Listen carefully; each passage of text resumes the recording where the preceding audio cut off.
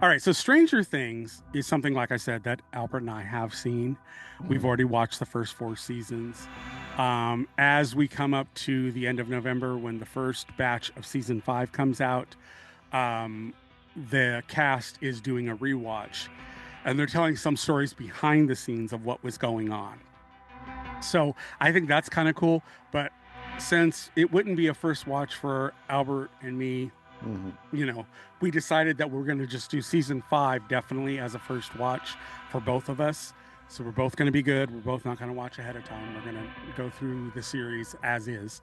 But we thought by way of doing a catch up, we will do a reaction to these cast rewatches with their stories, and then we'll comment about the things we liked in that given season. So, with that in mind, you ready to watch the first one? Yes, let's go. Okay, let's go. I love this first season so much. Stranger Things 1. Let's take a look. Me too. It was the best one. Chapter 2, the weirdo one. Chapter 3, Paul Leach. Chapter 4, The Body. Chapter 5, The Flea in the Attic. Chapter 6, the monster. Chapter 7. I keep hoping that Barb will show up later. She will be like, I didn't actually die. Remember me from season one? Demogorgon. This is first day, guys. We're so screwed if it's the Demogorgon. Okay, sure. The Demogorgon. The Demogorgon. Do you remember? The shadow grows in the wall, They were so young. swallowing you in darkness. You ever played? That's so cool. I haven't played D&D. I feel like it's such a good game for actors, really, though, because it's just like all you're improv. like it's improv. And it's just Yeah, it's all improv. Yeah. playing pretend. It's really fun. You can finish next weekend. But then I ran the flow. And I was so nervous because I Yes, but the best role is actually the DM. my phone during this whole thing. And I have a ton of behind the scenes stuff of the kids running up and being so cute and high fiving each other. Going, that was so good. You were so good. Wait, what? They were all getting to know each other as young actors. Fireball him! Cast protection. Oh, Demogorgon is tired of your silly human bickering. I feel like at that age, it's like fun to meet new people. Yeah. Kids are really good at just becoming friends instantly. Like kids don't like overthink it. Yeah. We wrestle. Nah, yeah. They still wrestle. Yeah. And We like, were like, it was very like play violent. no, yeah. We never got they do? That's funny. used to smack each other before takes. I don't remember. They had to tell us to stop because our faces were getting red. Yep, both of our faces. Wow. Oh my God. I would love to see like those behind the scenes things. After, you know, we spent some time together in the read-through, Finn and I and Natalia. We got thrown together, and it was kismet. It was meant to be. How was I supposed to know it was going to take 10 hours? You've been playing for 10 hours? I play now. Aw. It's good to know that they had such good chemistry. Campaigns. Honestly, if you're not the dungeon master, it's pretty fun because all you have to do I've actually never played. is committed to like. It's probably super fun. Just playing pretend. It's really fun. It stops towards you. Boom! Fireball him! Caleb, do you remember that your stomach was upset this day? Yes. What's new? Shut up. I feel like season 1, it was just. What? It was always going crazy. Like, my stomach was hurt. We were just all nervous. Yeah. I don't think this is the commentary I've been looking for. I was so young. It's fascinating though. I mean, that's just Like, such oh, I was feeling awful. a red vest and the flame Oh. made Will Byers. Yep. Oh, I remember it was like the first time I ever held a gun. It was super heavy and I was really scared. And he spent so many scenes alone, I think, right? There's like Yes, yeah. Walking through the set. because everyone else was kind of interacting, but he Yeah. didn't get the chance. The lights were off and no one was there. I think at that age it was just kind of all so new to me, and it was definitely pure fear. And they directed me so well that I guess it turned out well.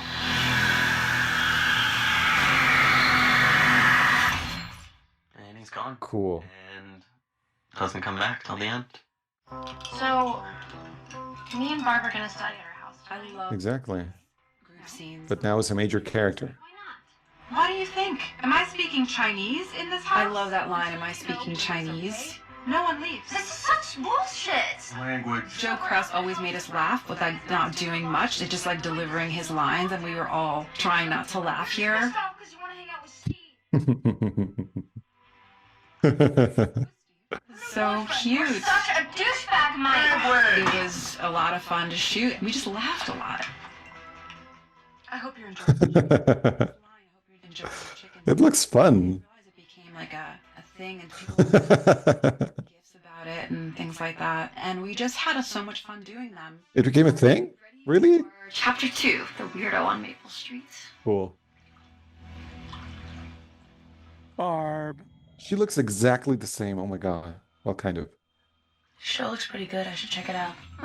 Yeah. There I am, peeping in the woods. Yeah. I remember like Yep. staying in those woods with this camera. Oh, that's right. He used to be a total creep. I'd forgotten that. He was like taking pictures. Yeah, ew. Obviously, Will's missing. I'm looking for him.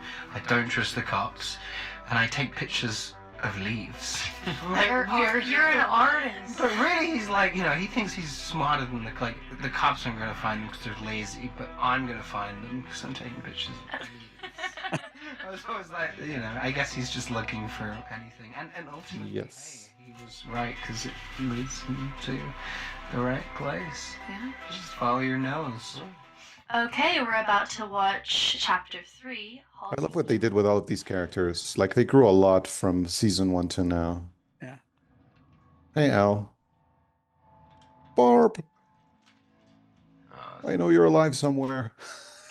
Oh, you know those dandelions get out there in bad shape. Was it dandelion season 1? Yeah. Yes. Yeah. For a while. That's what all the specs are. Dandelion. That's cool. How many did they collect? That would be fun. Oh, yeah. It looks like dandelion seeds. Oh. An iconic shot where she's holding onto the edge of the pool. And she's gone forever. Ripped off. I think there's definitely Yep. a sense of injustice. You Yep. know, you just have your friend there supporting you, and then you're like, I'm gonna stay, but you can go. And then Everyone's you been get attacked by a Demogorgon. Yeah, everyone's been there. Everyone's been there. Exactly. So I don't think any of us were expecting such a Yes, of strong course. reaction. But it really, people felt a lot. Testament to Shannon. Performance. Yeah, Yeah, it's it's- testament to yeah. Shannon. Yeah, She she was Yes, I remember Barb. I mean, I come remember I on. just had to be very She was in like 2 episodes or something. Yeah. by Adele had first come out, and that song made me cry, so I played it every 2 seconds. What? Adele always makes me cry. They had like a little Okay. pipe under that Sure. machine, and they sucked all the air out, and I thought it was the coolest effect I've ever seen. Oh. Nothing was VFX Right. really in season 1. Aw. That is excellent. That's why it looks so good. Wow, she was adorable when she was little. That I remember thinking, wow, that's a commercial. That's real. That seems like It was real. That's what it looked like back then. Think of an old commercial. That was legitimately it. It was very funny to me. All right, good. That's good. Come on. Oh, this is just so iconic this season. That's right there, yeah. What is he saying? Run? Yeah, of course. Like, my neighbors have that thing on their wall as decoration for Halloween. Like, everyone remembers that Are you thing. kidding me, Noni? Like, it's just so incredible. I can't believe, like, this season, she was just weeping the entire time. It's incredible. Yeah, I was not here for this. she was a nervous wreck the entire season. Yeah, it's kind of funny that his whole memory of season 1 is like 2 episodes. This is so Mm-hmm. iconic. Yep, that's right. Although well, yeah. Crazy, like how simple the show started out as, and like seeing where we built up to now is just crazy. It was perfect. From season 1 to 2 was definitely a jump. We moved from a real man in a suit with claws that moved, and he would Mm-hmm. these platforms that made him taller, and it was really scary, and it definitely helped 10-year-old me understand that fear. And then moving into season 2, poof, everything was gone. It was just a little tennis ball on a stick. It was definitely so hard for my young brain to wrap a head around that. Now I understand like the VFX, what goes into it, and how it transforms. But back then I was It must be difficult for young actors to actually It's time for chapter 4. The pretend they're looking at the thing they tell. Yeah, exactly. Be scared of a tennis ball. Winona is so good. Oh my god, Eleven's iconic outfit. I dressed as that for Halloween one year. He dressed as that. Cute and young. Oh, It's like home, but it's so dark. It's so dark. Oh my god, this. It's home. Mom. It's so funny because me and Millie recreate that dialogue interaction. We do that to this day. We always do the Will, and I'm like, it's so dark and cold, and it's like, it's just become so iconic for us. She was so good. I think just using her and working off of her is probably what got me through that year, because she's so good.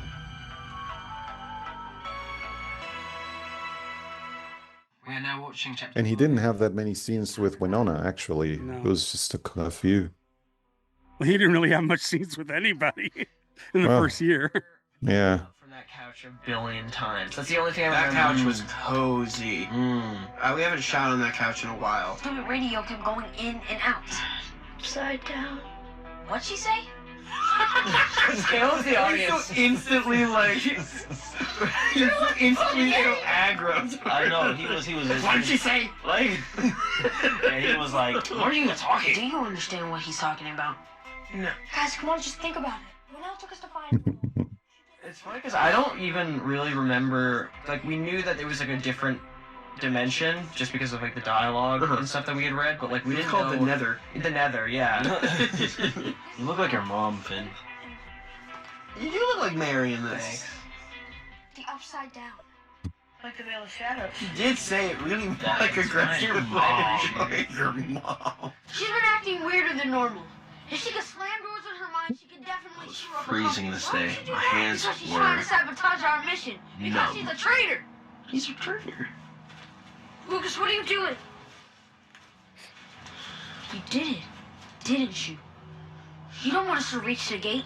You don't want us to find Will. Lucas, come on, seriously, just leave her alone. Admit it. Admit it! This part, I was like, dang. What? Wait, I threw her hand down. Lucas, come on! I saw her wiping her nose on the tracks. She was using her powers. I love Millie. That's all blood, I right? would never do that. Right, Elle? I'd actually run her out of a building that's caught on fire. Yeah, it must be awkward to have to kind of do that.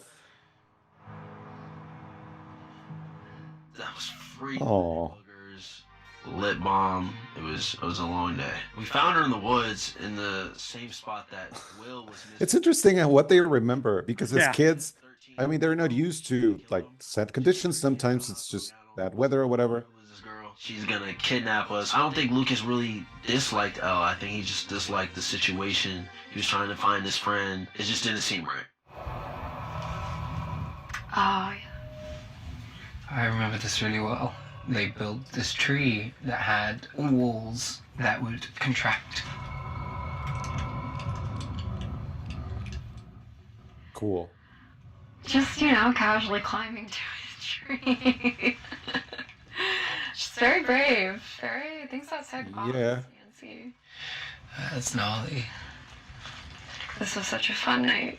It's very memorable. It gives me a new appreciation to know that all of this was actually built. Yeah. So it's little CGI. That's perfect. That's why it's amazing. Ew. I wonder what the slime is made of. Very spooky. Is it like gelatin? Ew. Yeah, I don't know. I would think it's kind of like a silicone. Hmm. Oh, damn. We had Mark, who was in the full Demogorgon costumes. A guy in a suit. Uh-huh. We shot with Forest. Cool. So it was very spooky, just inherently, which was really fun. Nancy! Nancy!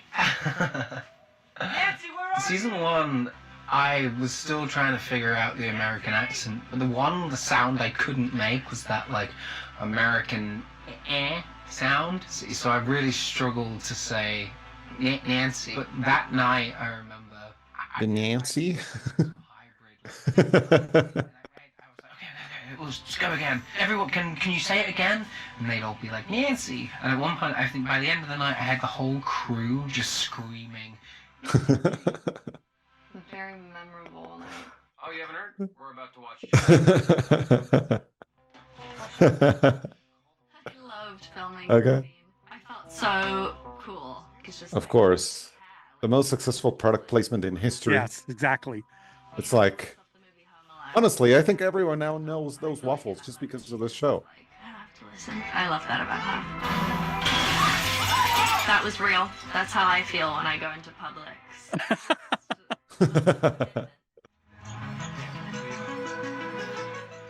Oh, sick. Oh, Natalia. Oof. Everybody knows. That was the 80s. Yeah. Your two character arcs are insane. Kind of fun to play somebody who kind of has like a complex I know. moral center for the first 2 seasons of this show. That was good. Yeah, I remember you actually hit me a lot. That was awesome. I enjoyed that. It makes his character now more three-dimensional You think you saw it wasn't like from being a total jerk. Uh-huh. I also think people can kind of relate to. He is kind of a jerk, but also he does things that maybe you might have done as well. So finish the sentence. Oh, baby. Come on, Nancy, let's just. Oh boy. You know what, I'm actually kind of impressed. I always took you for Oof. just a little screw up like your father. I mean, I'm not even surprised what happened to your Leave brother. it. I'm sorry, I have to. Uh-oh, look out! Uh-oh. Your family is a disgrace. You're building it up. Oh! that fight in the He's gonna go Super Saiyan. Yep. Stunt doubles, but we didn't use them. Probably really gets into it. To my defense, I think I remember why it went. Oh, cool. Oh, twice. Yeah, he punched me twice. I punched him like smack right in the nose. I like put. What happened? I go back and I like do one more punch. Oh no, dude. Sorry, I'm so sorry. And at first you were kind of cool. You were like, "Oh, it's all right, man. Like, don't worry about it." Like, "No, no, I'm good. We'll go again." And then I did. I did it again. And the second time, you were so mad. You like threw me up, like angry. No, well that's why you have stunt doubles. Very instinctual reaction. I love behind-the-scenes stories like that. Yep. That day was fun though. Yeah, that was a really fun day. Yeah. Ready or not, let's watch Chapter 7, The Bathtub. Okay.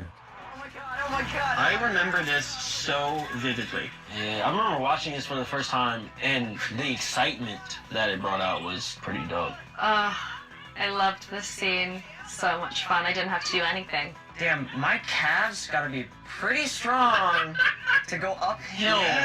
With another human. I remember we were filming and schooling that day, and we were so excited to see that van flip. And of course, we weren't allowed to be anywhere close to it. We just heard over the radio that the van flip had gone wrong. This is the ground, this is the van. It was just, Of course. It didn't really flip properly. And it took out a mailbox. and a camera. And a And a product car. Here we go. This is easily the coolest thing. Cool. This is like such a heroic, fun moment. Wait, I never saw the reaction. This is Stranger Things 1, Chapter 8, The Upside Down. So cool. I remember this day very, very well. Dayton, I think you remember all the days very, very well. Mm-hmm. Mm-hmm. I remember just having to like Very pretend nice. like there was Demogorgon there. Yep.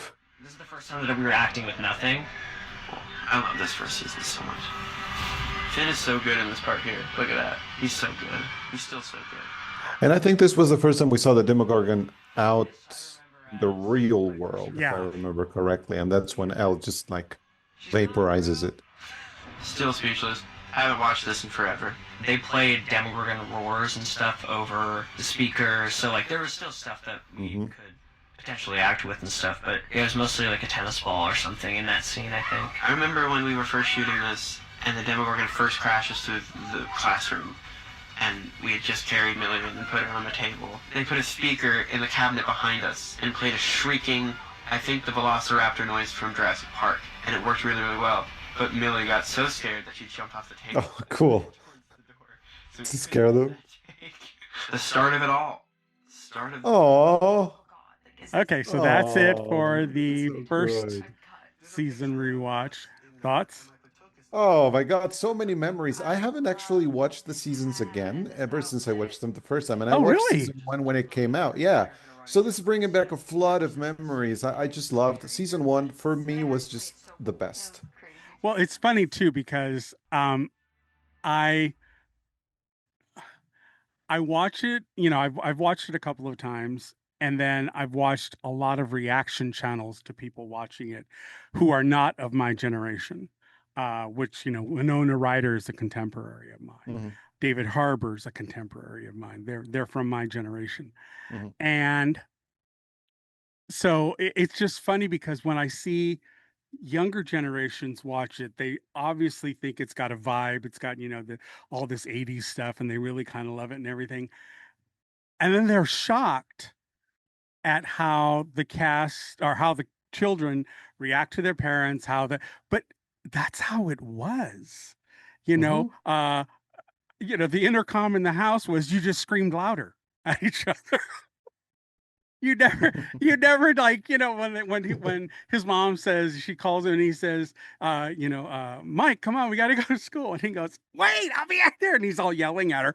That's, we Mhm. did that. We did those things, and I was making my husband laugh yesterday Oh. because we were watching, I don't remember what channel it was, but we were watching a channel and it was a bunch of young kids and they commented on how harsh the bully boys, the two boys that were bullying Mike and them about Will being queer and everything, Mhm. and how when he makes him when Elle makes him pee, remember pee in his pants Oh yeah, yeah, yeah. in the first Mhm. season.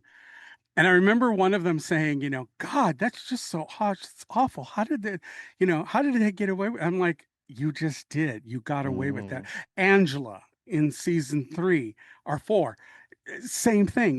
These people fucking existed in your Mhm. world when you were in school. This is why I often comment and say I agree with my fellow Gen Xers when 'cause the stories about Gen X kids.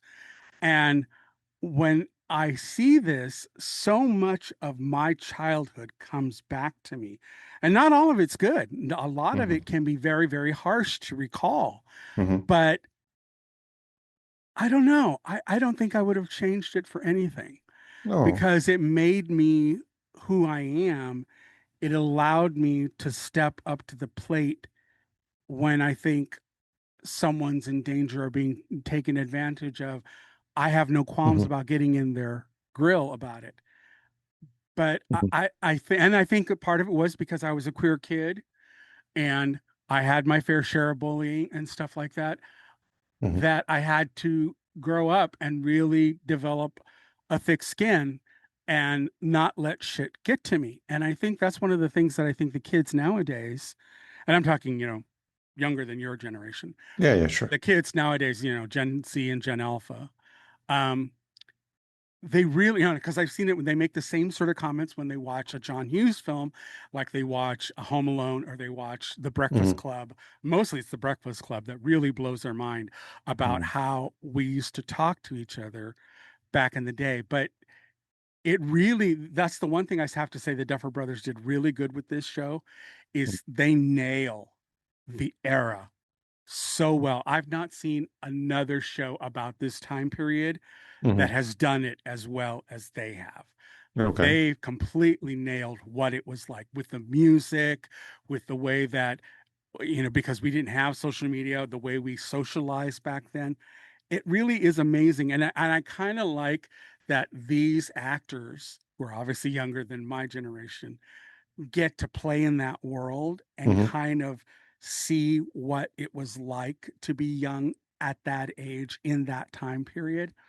And so it's kind of a nice thing. This is one of my sentimental favorites, and it's not necessarily because of the story writing, although I think it's really good. I love all the characters. I think they're really good, but Mhm. it's really the aesthetic and what the kids call the vibe, although that word drives me nuts. But it's just they captured that era very well, Yep, I know. down to the hard way that we talk to each other. And Okay. it was just, it's deeply rooted in how things are. They've got it spot on. Wow. And any Gen Xer that watches this will probably echo the same comments that I'm saying, Mhm. because that was our life. That's how we lived then. Whoa. And you just had to deal with stuff. And Mhm. that I think when they have the scene in season 4 at the roller rink and Oh. they bully they Oh, said, "Well, I don't. where's the Yeah. manager of this store?" What? They weren't Yeah. around. Mhm. Nobody fucking cared. Oh, I didn't. Not an Yeah. authority figure. Yeah, yeah, yeah, yeah. We were Mhm. left to our own devices. We settled scores by ourselves. Yeah, And not always in a good way either.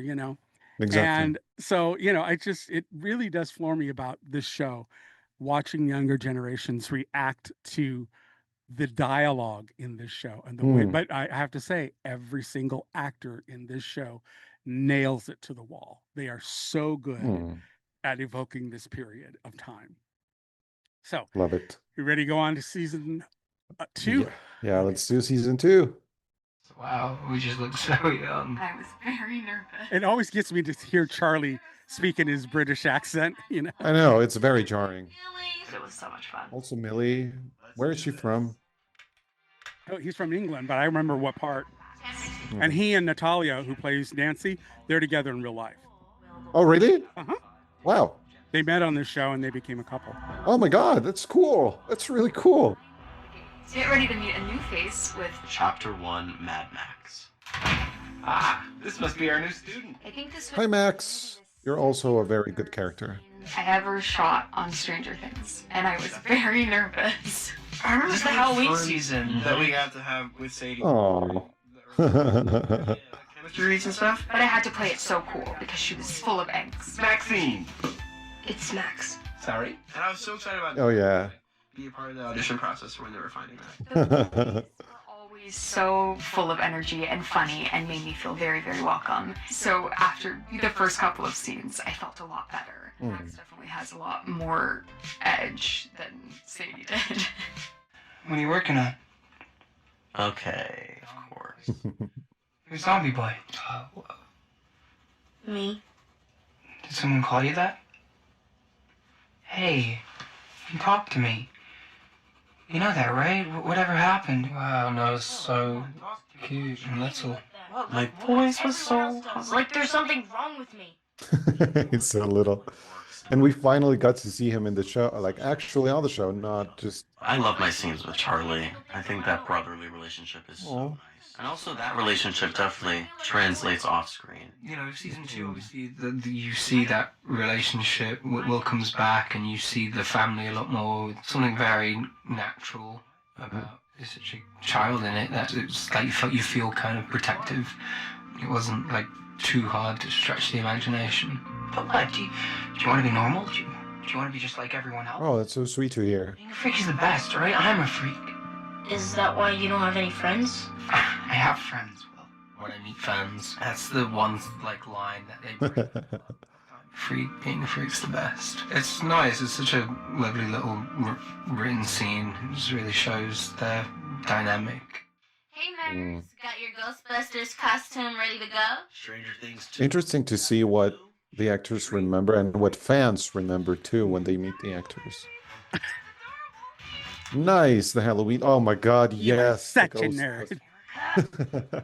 Yes, I remember this. We all loved his little sister, So young. Erica. Okay. She's basically just Oh, like yeah. saying snarky remarks in the Oh. being sassy, being a typical little sister, but I was Yes. so young. Like I was 9. Fifth grade. It's really fun tapping into a side where I do show attitude. Oh. There were some moments where I was kind of like, well, this hurt their feelings, you know, but then I kind of had to think, well, they're actors. They know I'm acting. Oh. Person with the attitude. Erica was only supposed to be a one-time thing, and then they ended up writing me where they could or where. No, we all loved you. In season 3, I became serious regular. Oh, I remember Yeah. this. This was so much fun with the Polaroids. Yes. And it's all for the best. Polaroids of the kids. And isn't it crazy that Finn went on to be in Ghostbusters? I don't think that was even on the horizon then. Wow. I love that there were all these holiday aspects of the show. The sort of like glee and dread of the kids having to dress up in the costumes was delightful.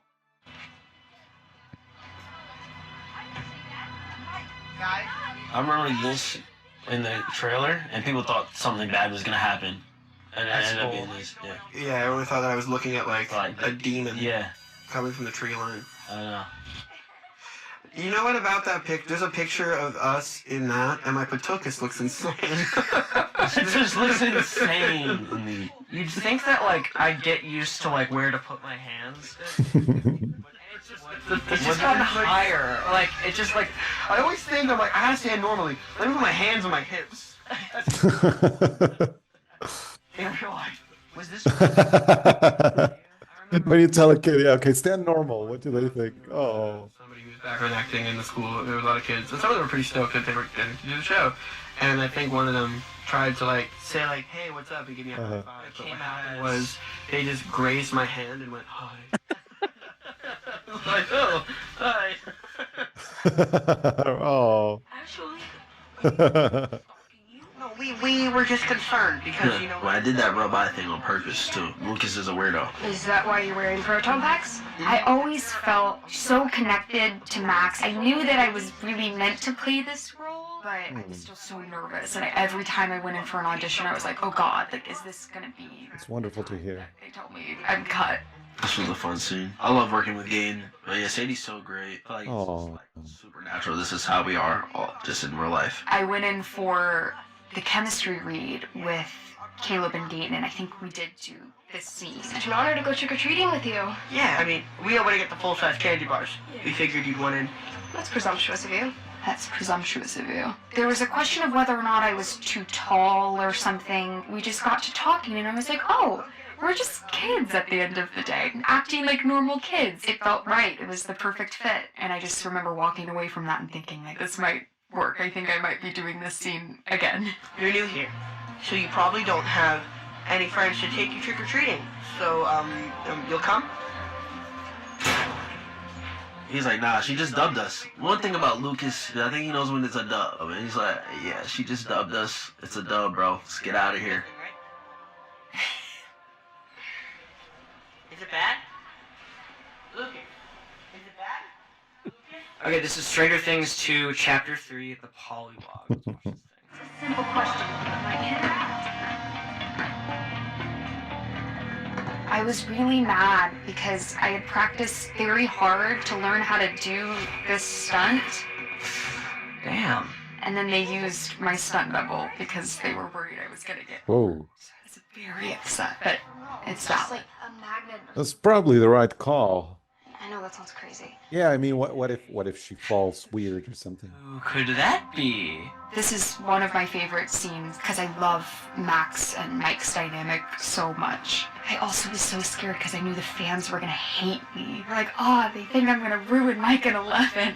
That was one of the first scenes I ever had with Sadie. We were all really excited for a new spice things up. I love acting with Finn, and we barely get to do it. Like, I feel like our characters never really have that much work together. I grew up skateboarding and stuff, so we used to skateboard together. It is awesome. I had never been on a skateboard in my life before I started playing Max, so I had to learn for the show. I got pretty comfortable on it, but I really didn't like it all that much. I think once you are kind of forced into doing something, maybe it's not as fun.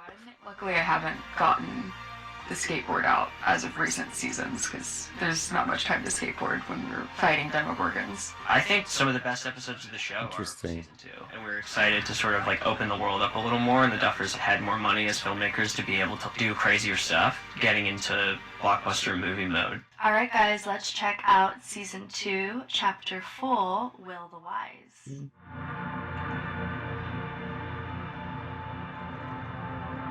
I love this hair and this outfit. Oh yeah.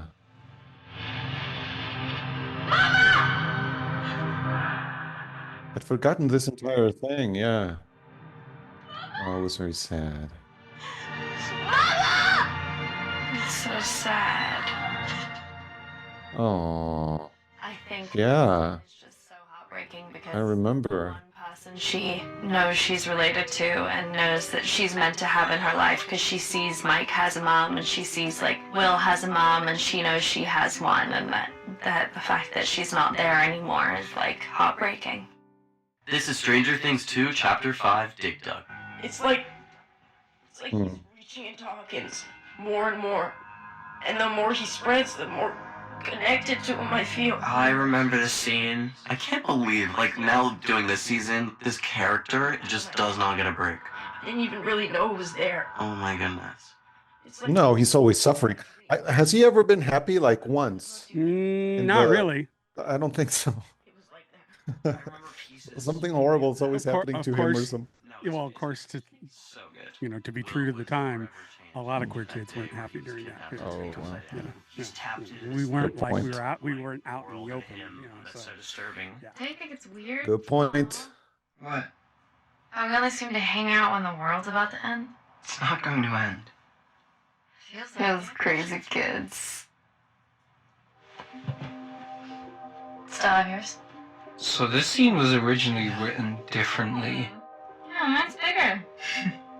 Congratulations. We were like, it feels like it needs.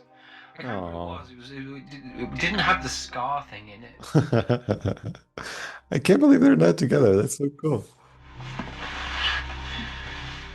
Can't remember which hand it was on, to be honest. But yeah, they healed very well somehow. To us. All I can keep thinking about is like, wow, we just look so young. A nice moment. Okay. I think we had the idea to like call back to that at the end of season 3, I believe. Will needed me. Steve. But wow, so young. Gosh. Oh. So young. Yeah, like only a month.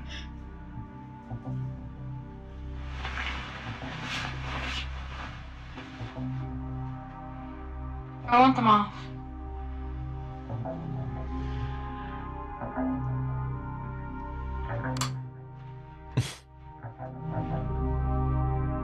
We're gonna watch Stranger Things 2, Chapter 6. The spy. Woohoo! To taking down the man. Taking down the man. I really had so much fun with Charlie and Natalia. They were very good hosts. I was very much a guest on this show at this time. Oh, no. I can't. Yeah, no, I've got to drive. It's great that this was in the 80s. This is one of my favorite Murray episodes. Alcohol. And then he keeps showing up later. Oh my god. The character is insane. We shot it over a few days in this, in a different studio setup. Seeing that set really showed me and added so much to my Exactly. Murray is. So meticulously There you go. crafted. Oh, no, I mean, we're just friends. Friends. Sure. It was great to work with Brett in this space, you know. He's amazing, and he's a comedy genius. Something to do with your dad. What? No. To see so clearly. You're harder to read. Probably, like everyone, afraid of what would happen if you accepted yourself for who you really are and retreated back to the safety of... Was he a comedian or something? Like for just He's a comedic actor. okay. We like Steve. Yes. But we don't love Steve. What? Murray is a seer, you know? I do. Name. Murray, in all situations, even those in teenage love, sees what's Of Steve. Steve. very much time to notice what's Oh, insightful. Yes, exactly. study if you want. We like we don't love Steve. And share the damn bed. Not everyone can have your perfect hair, alright? It's not about the hair, man. The Kiwi girls are just the start of it all. Start of the duo. Oh man, look at Gaten. This is my favorite scene of the whole season. I love the parallel it has to the first train track scene. They're at a crossroads, both everybody there is kind of scared of what's to come, and they resonate with each other. It's like before it's gonna storm, you know?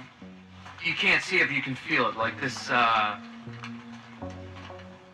electricity. Yes, the best duo.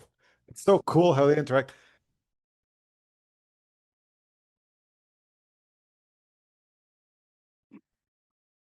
When do those two fight against the billion like flying things in the Upside Down? Is it in this season? No. Or something? 4.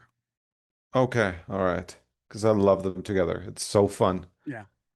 Well, Their the thing banter, their yeah. it's just very cool. And the funny thing is, I actually used the Farrah Fawcett hairspray back in the day, but I only had one can, and I was sharing it with my sister. And after that, I forget why we didn't buy it again. There was a reason why we didn't buy it. Maybe it didn't hold as well as Aquanet, which is what pretty much everybody used in the 80s for big hair. Yeah, The poofy. But I do remember the Farrah Fawcett.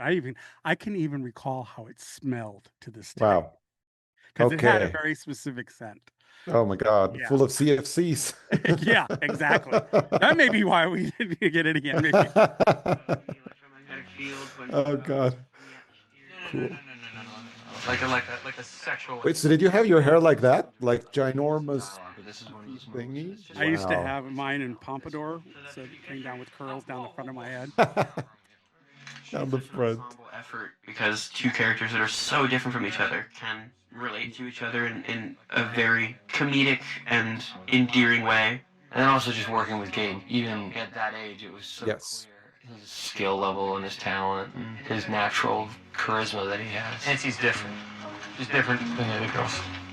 Yeah, she seems pretty special, I guess. I remember when we were growing up, we always just were so excited when he was on set because he was like cool older brother. It's like Joe's here. He was always so funny, so nice to us, Oh. so talented. First opportunity in the show that I had that was kind of disconnected to the Yeah, because he's like, I think 7 or 8 years older than they are in real life. odd couple relationship that we kind of developed throughout this season. To be able to continue working with him in most of the show was the absolute gift, and he's just such a good friend. You do 4 puffs of the Farrah Fawcett spray.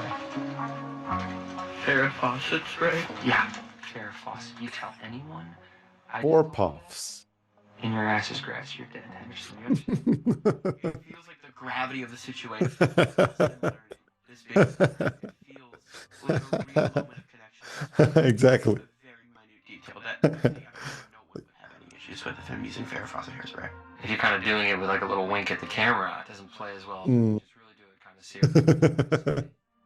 Farrah Fawcett? Really? I mean, she's hot. 11 learns more about herself in chapter 7. This was a cool episode. I love this episode. Mhm.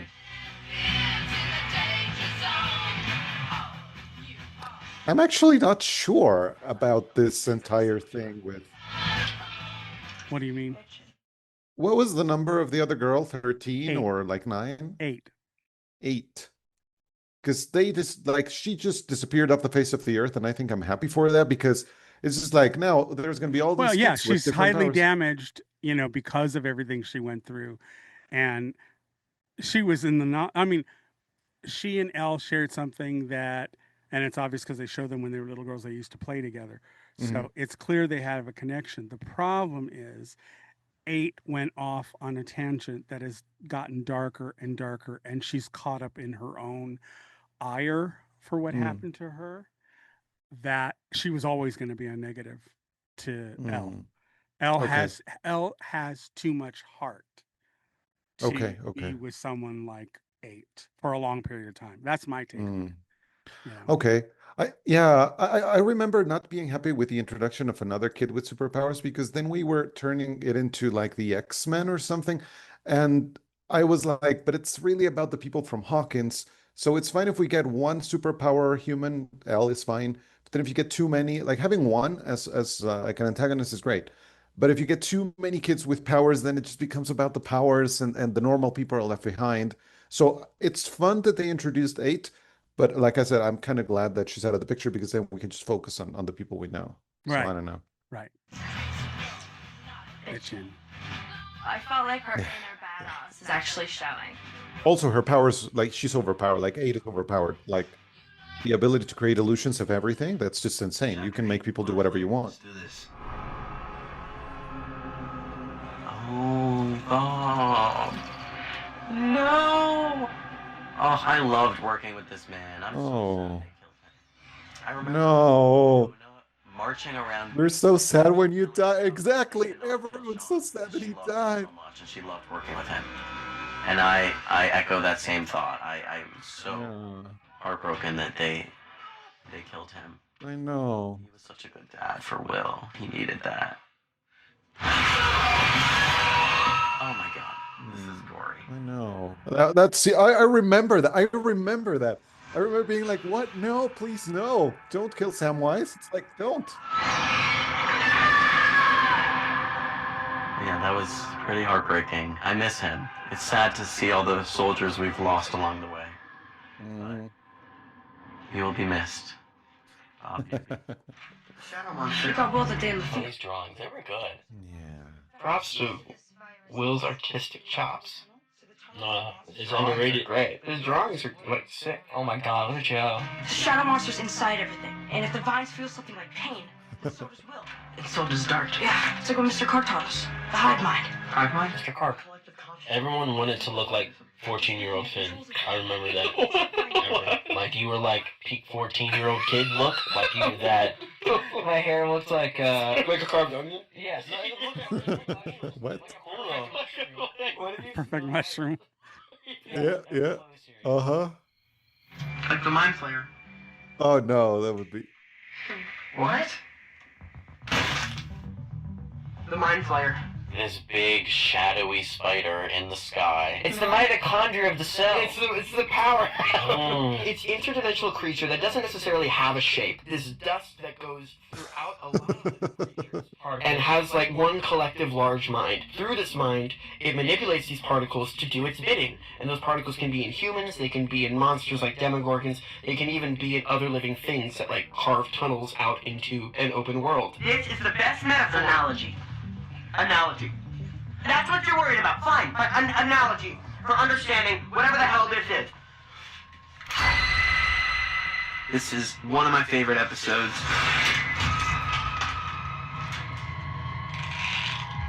In the scene, I was like, everyone has a weapon. Can I have a weapon? And they were like, yeah, you could have this candlestick. And they just gave me a candlestick on the table. And I really used it. There's been a running joke on set ever since this scene. Stupid ass candlestick. There's me. Scene 11. There he is. There's the boy. This is classic. Really? This is what it's been building up to this whole time. And Steve's like, who the hell is that? 11 finally revealing that she is indeed alive, has indeed grown. It builds so beautifully. We all know it's coming, but to finally see it, it's so earned after so long, and it's just a beautiful little moment that I'm so happy that I was able to watch be shot. You know, just like standing in the back. Those scenes were always so fun when like the whole cast was always in a room because it was obviously very chaotic. Probably hard for the directors to wrangle all of us, but awesome to be able to talk with everyone and work with everyone in between takes. The only thing I can remember is the candlestick, honestly. It is like a heavy metal gold. Like even this year when we were talking about weapons, the Duffers were So everyone remembers the candlestick. That's great. Okay, here we go. Stranger Things 2, Chapter 9, The Gate.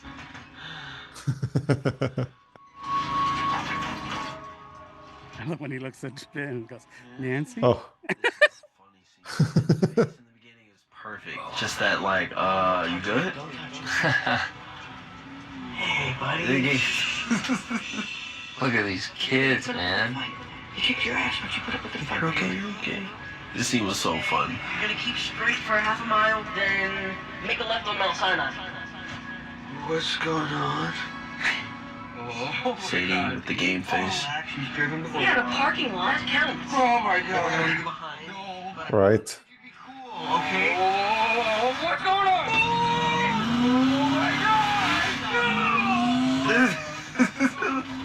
I told you he'd freak out. Shut up! I'm trying to focus. Next Mount Sinai, make a left. What? Like still howling.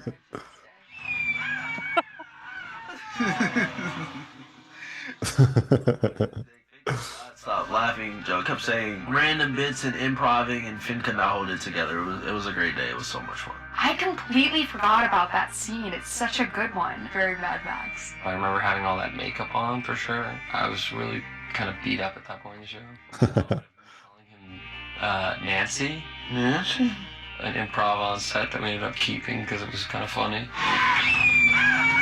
Caleb at that age, like, that was his... I know that scream. It's fun to see when they are actually improvising. That was just the register that he was able to scream at. It's so good. I can't even do it anymore. It was an iconic scream. I used to do it a lot on set. Oh, yeah. I'll be like, No, you can't. Caleb. I can scream that loud. No one could do it. And they put it in, and it was great. Every time I see this sequence, Yeah. it makes my throat hurt. Oh, this one I do Oh. remember very well. It's not working. It's so hard on the vocal It's folds. crazy because we were filming in this Oh. now, and it's such a like throwback because I remember doing this there on like my last day of filming in season 2. I think this was my last day.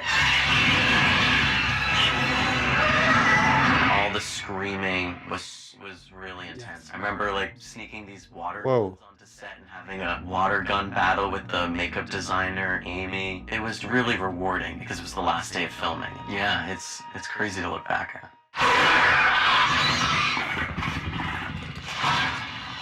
Wow. Start. Classic. I remember this. Trust me. I thought it'd be so funny if he just pounced and killed me. I know it's not what happens. It's me. I think this was actually really interesting. It's like a weird little deep dive into the fact that, like, even though that these creatures are controlled by a collective evil hive mind, that there's like a bit of personality there. Like there's a bit of, I guess, a soul in these creatures somehow. Like a human being, like raising like a tiger cub. I've got our favorite. And it was my first time working with a lot of CGI, and that was a bit of a challenge. That was really, really fun. It must be so difficult. I can't even imagine. It's like, you have to look at the tennis ball. You have to pretend. Taped to the end of it that we could all react to, so we had like a reference point. I remember, so they were coming there, and we were like, oh, they're bumping into you. He gave such a personality to it, too. Like, as I was talking to Dart, he would, like, tilt its head. I was like, you don't gotta do all that. It was amazing. He, like, made Dart a legit scene partner. Rest in peace, Dart, because I really wanted him to stay alive so he could be my pet up until this season. So I could Nice. ride him into battle. Oh, let's go, let's go! That would have been cool. Filming in those tunnels was really fun. I remember we used dandelion seed to make spores in the environment. Like that day, I remember Finn had a really bad allergic reaction to the dandelion spores that were floating around. And so from that point on, we had to use Oh no! The dandelion seeds. something to make the spores. Hay fever in the upside down. Oh my god, no. Gosh, yeah, this was some backbreaking work lifting all these guys. It's just a real fun atmosphere on set. I mean, there's been a core group that has been there since the beginning, and to be a part of that has been like a real wild ride.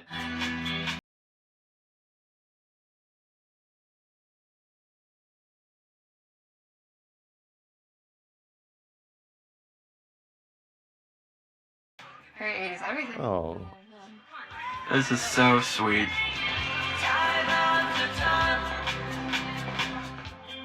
Mm-hmm. Here. Closer. It's like the first time since like the first season I actually had a scene with Nat, and it was really, really fun. Caden is one of the most talented actors I think I've ever worked with. He really just kills it every time. All my brother's friends.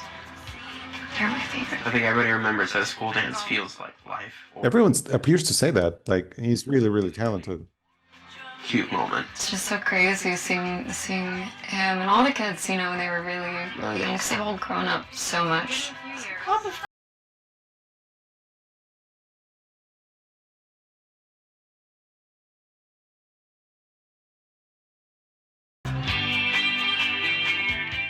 Did the boys tell you about Fernanda? We kept laughing at Carol saying, Fernanda. Why would somebody use that phrase? Great read, Maya. I just love that they wrote this for Karen.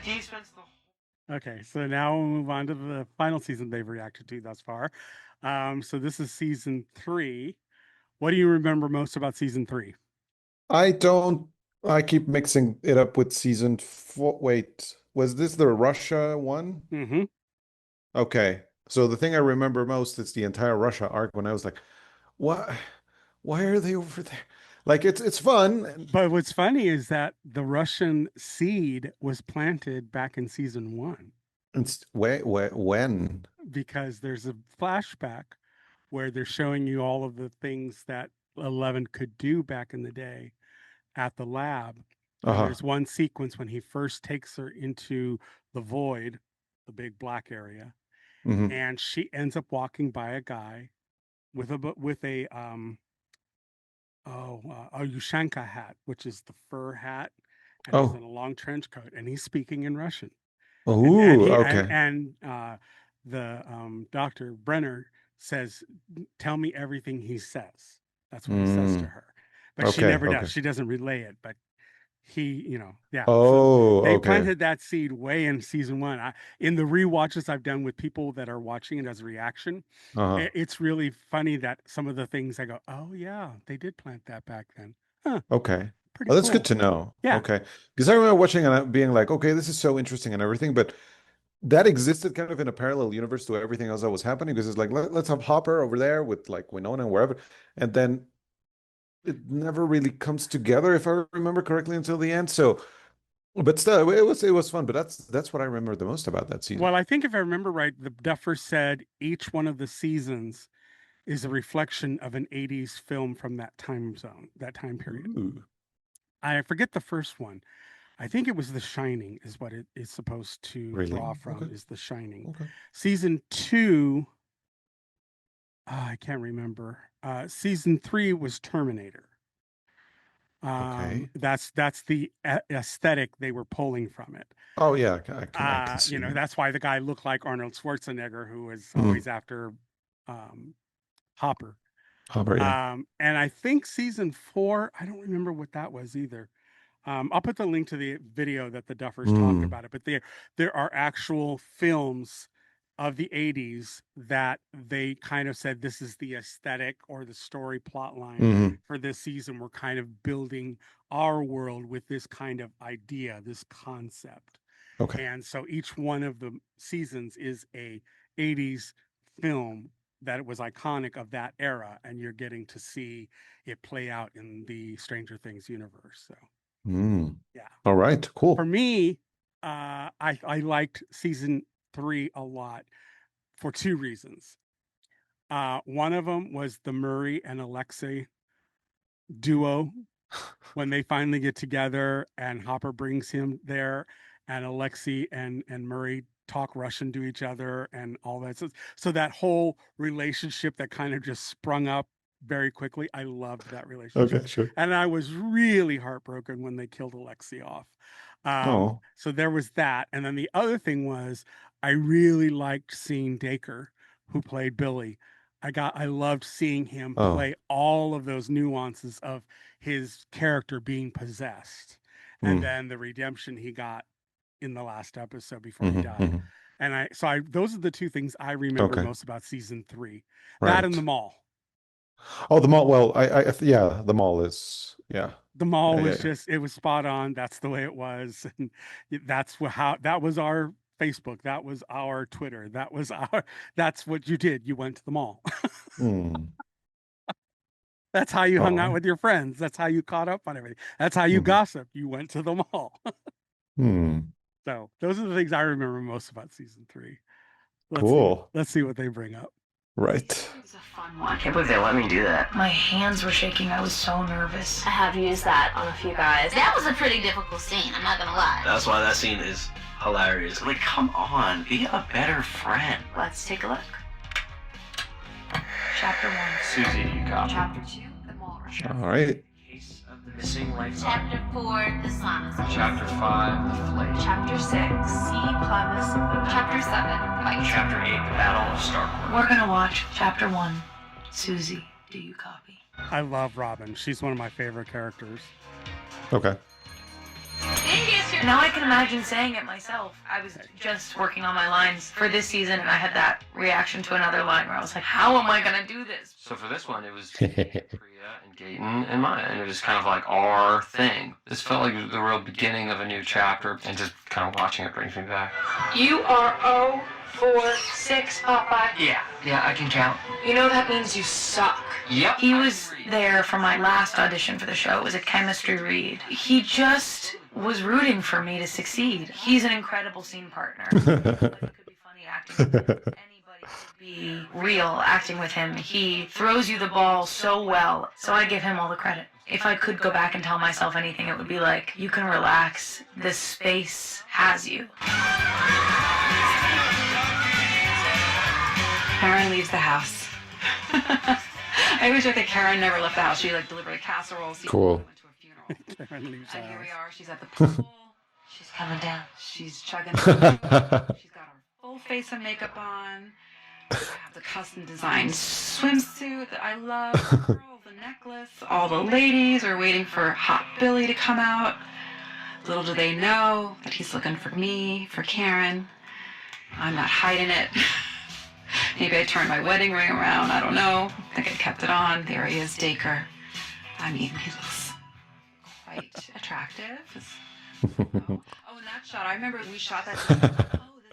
This like butterfly or bug just like flew through the frame, and they loved that. It was perfect timing. I remember they came up to me and said that. We were just having so much fun, and all these kids who were just thrilled to be there. The Duffers were having a great time. I remember them eating watermelon, and it was just fun. I mean, it was like Whoa, okay. summer camp for those scenes.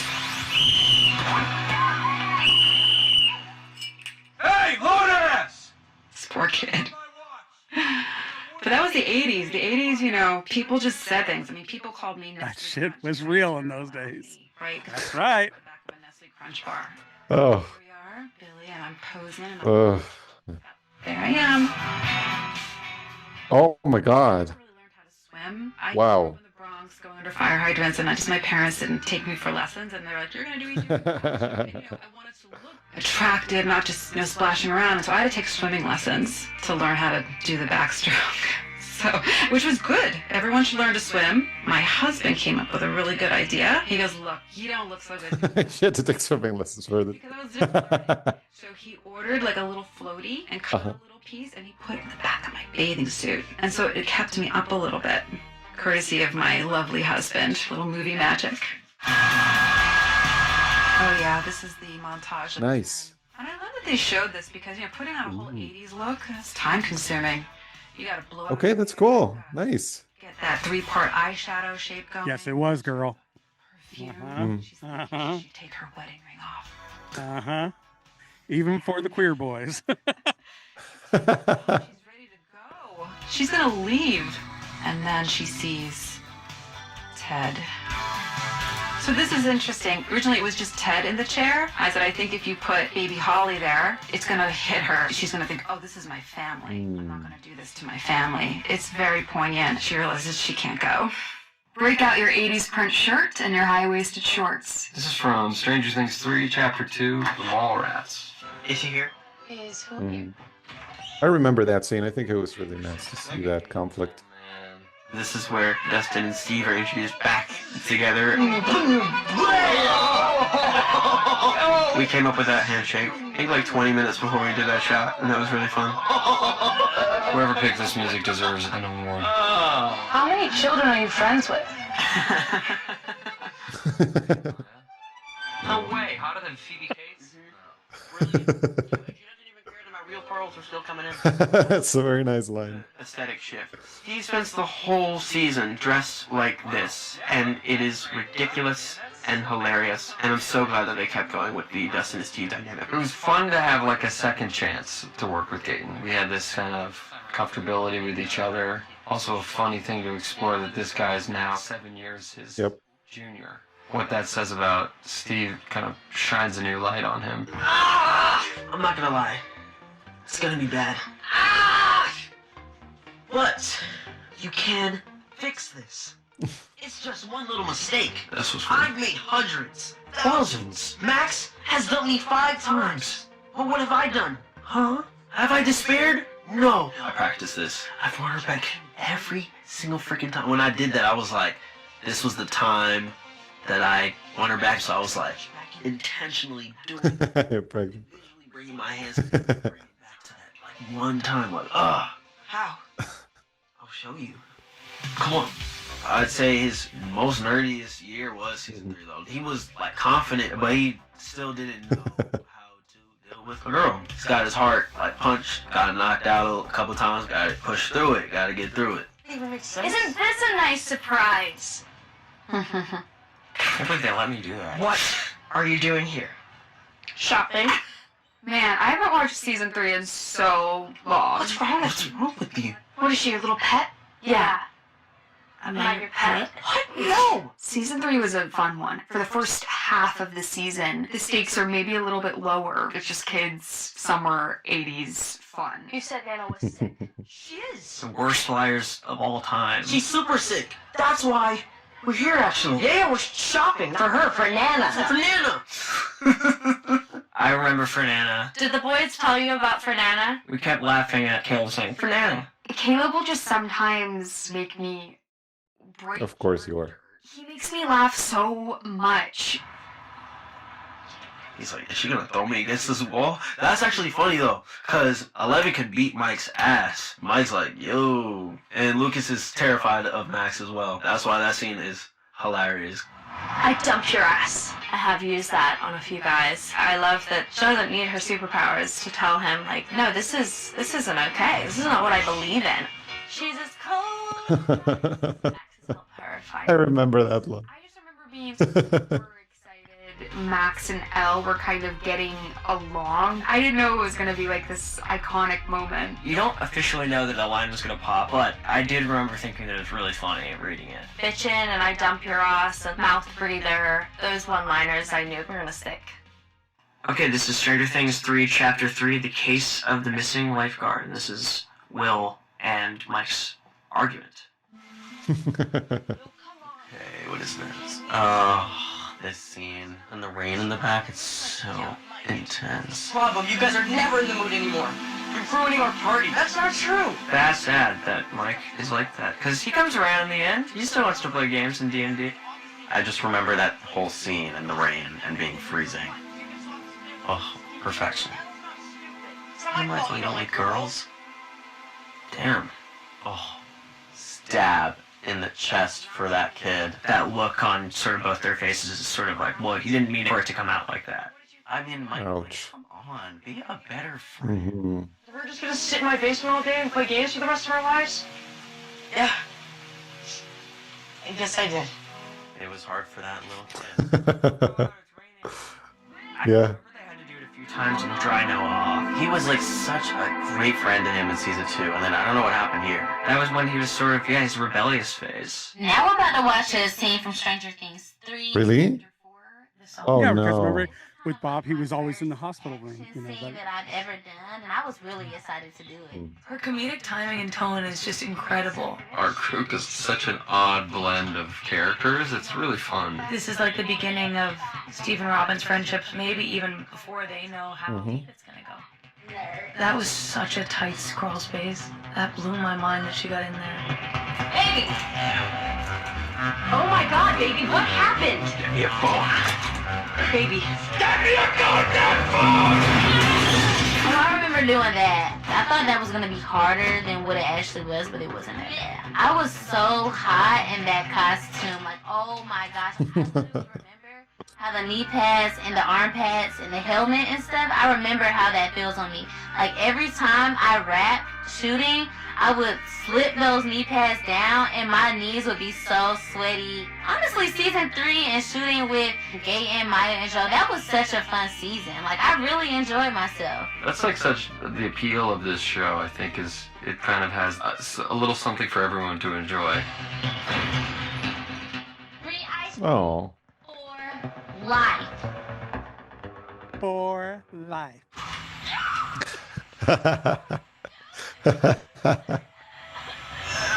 This show is so violent. I forget all the time.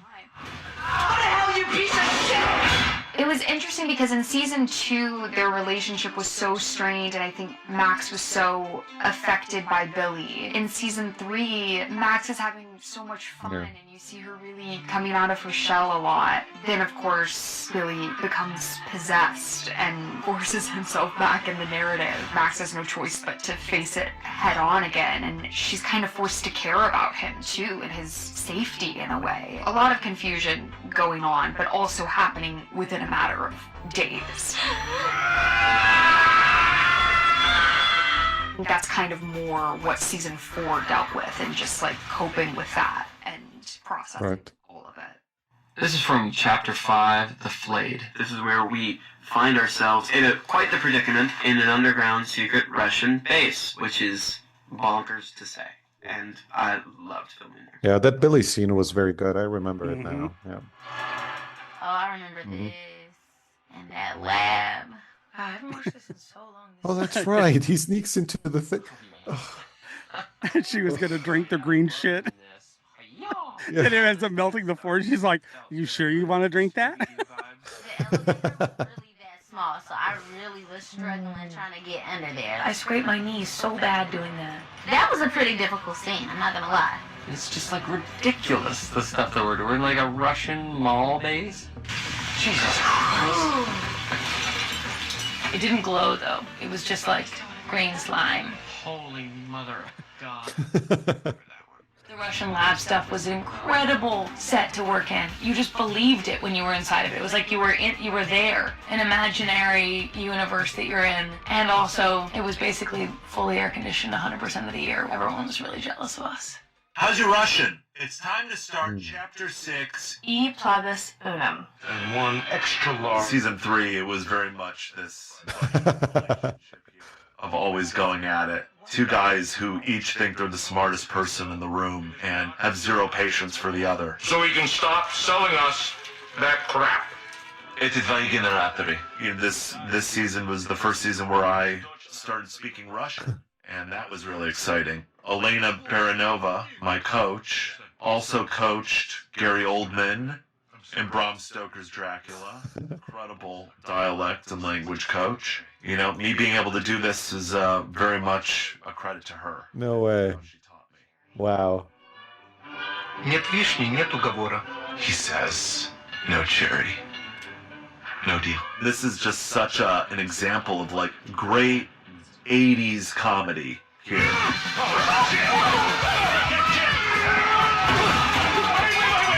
I'm just giving him an opportunity.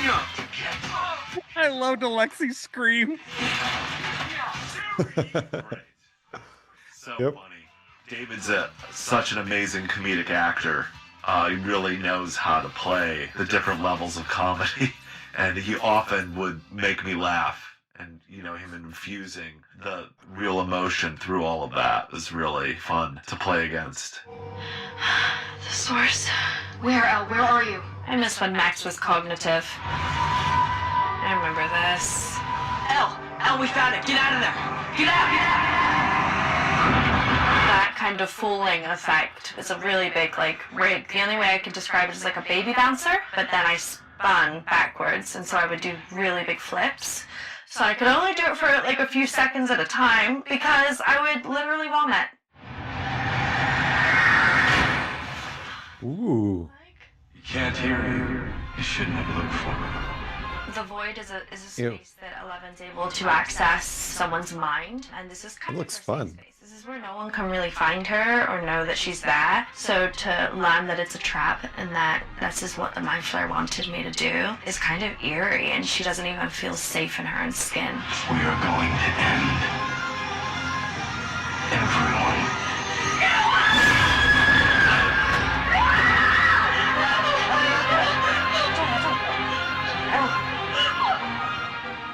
Now we're gonna get into chapter 7, The Bite.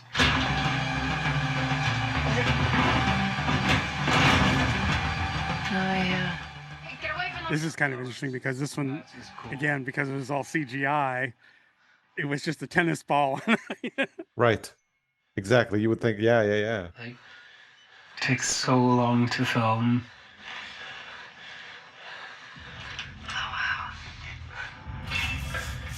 This is the cabin, right? Yeah. I remember this. It's close. I think this scene took quite a few days to piece together.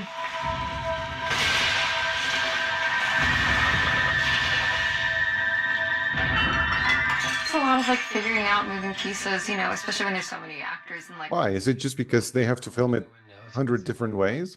Yeah, they've got to get, then there's close-ups they've got to catch. Then they go look at the dailies and see, oh, wait, this didn't match up like we thought. We have to reshoot it. And so. Shots that you Okay. together. Oh, there it is. Yeah, it's always just hard, like trying to imagine what these things look like, you know. But again, it's really fun to have those practical effects come in. And this was a very physical scene, I think, for all of us. You know, we're all like running around and doing different things, so it's a lot of coordinating and shooting this, shooting this gun.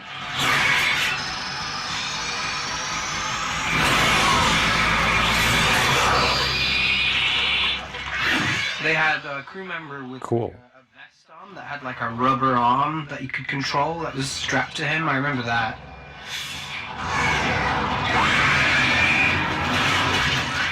I think there might have been like other chemically things going on just for reference, but Okay. some of it's, you know, some of it's imagined, some of it's like kind of, you know, there in your face. Look, he doesn't even know this girl. For this scene specifically, we're just being prepared personally, really deeply. Best come out scene Rehearsal ever. with the brothers Oh. before the shooting day. It was really helpful. I think we rehearsed it on a Yep. Friday and shot it on a Monday. It shocked me to my core. But I like you. I really like you. But I'm not like your other friends. And I'm not like Nancy Wheeler. That's exactly why I like you. Working on set can be stressful, and there's a lot of different things going on. Oh. And it can be really great when you have something like this to just set everything aside, no matter what's going on in your personal life, and to just pour yourself into this one day. Let all your walls down, just be in the moment with the other person. Mrs. Click? Tammy Thompson. I wanted her to look at me. I feel like we had a successful relationship in that way, me and Maya. I feel like this was a real turning point, maybe, in the relationship in the show, but also me and her in real life. Just kind of the respect that we have for each other, and she's a good friend and a very talented actress. And you didn't even like her, and I would go home and just scream into my pillow. Tammy Thompson's a girl. Nice. It's very difficult to kind of appreciate it, but being able to look back now with a little more time in between it, it's a fun scene to watch. Fun to watch your friend do so well. Holy shit. Yeah. Holy shit. I think Alexi is really the character who teaches Murray to be more pro-people. Alexi helps Murray to sort of Yeah, that was a very good scene. humanity.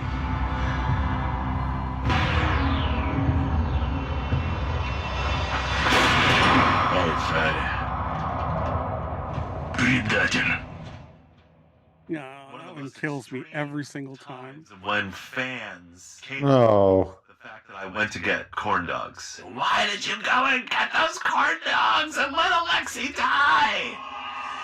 I wonder if people would have gotten mad at Alexi if he went and got corn dogs and I was the one who got shot and killed. That's one of those.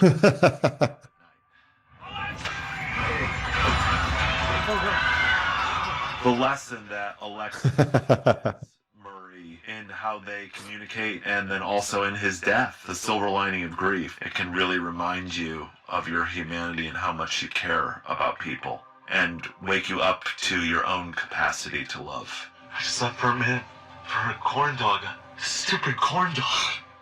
This is a scene from Chapter 8, Battle of Starcourt.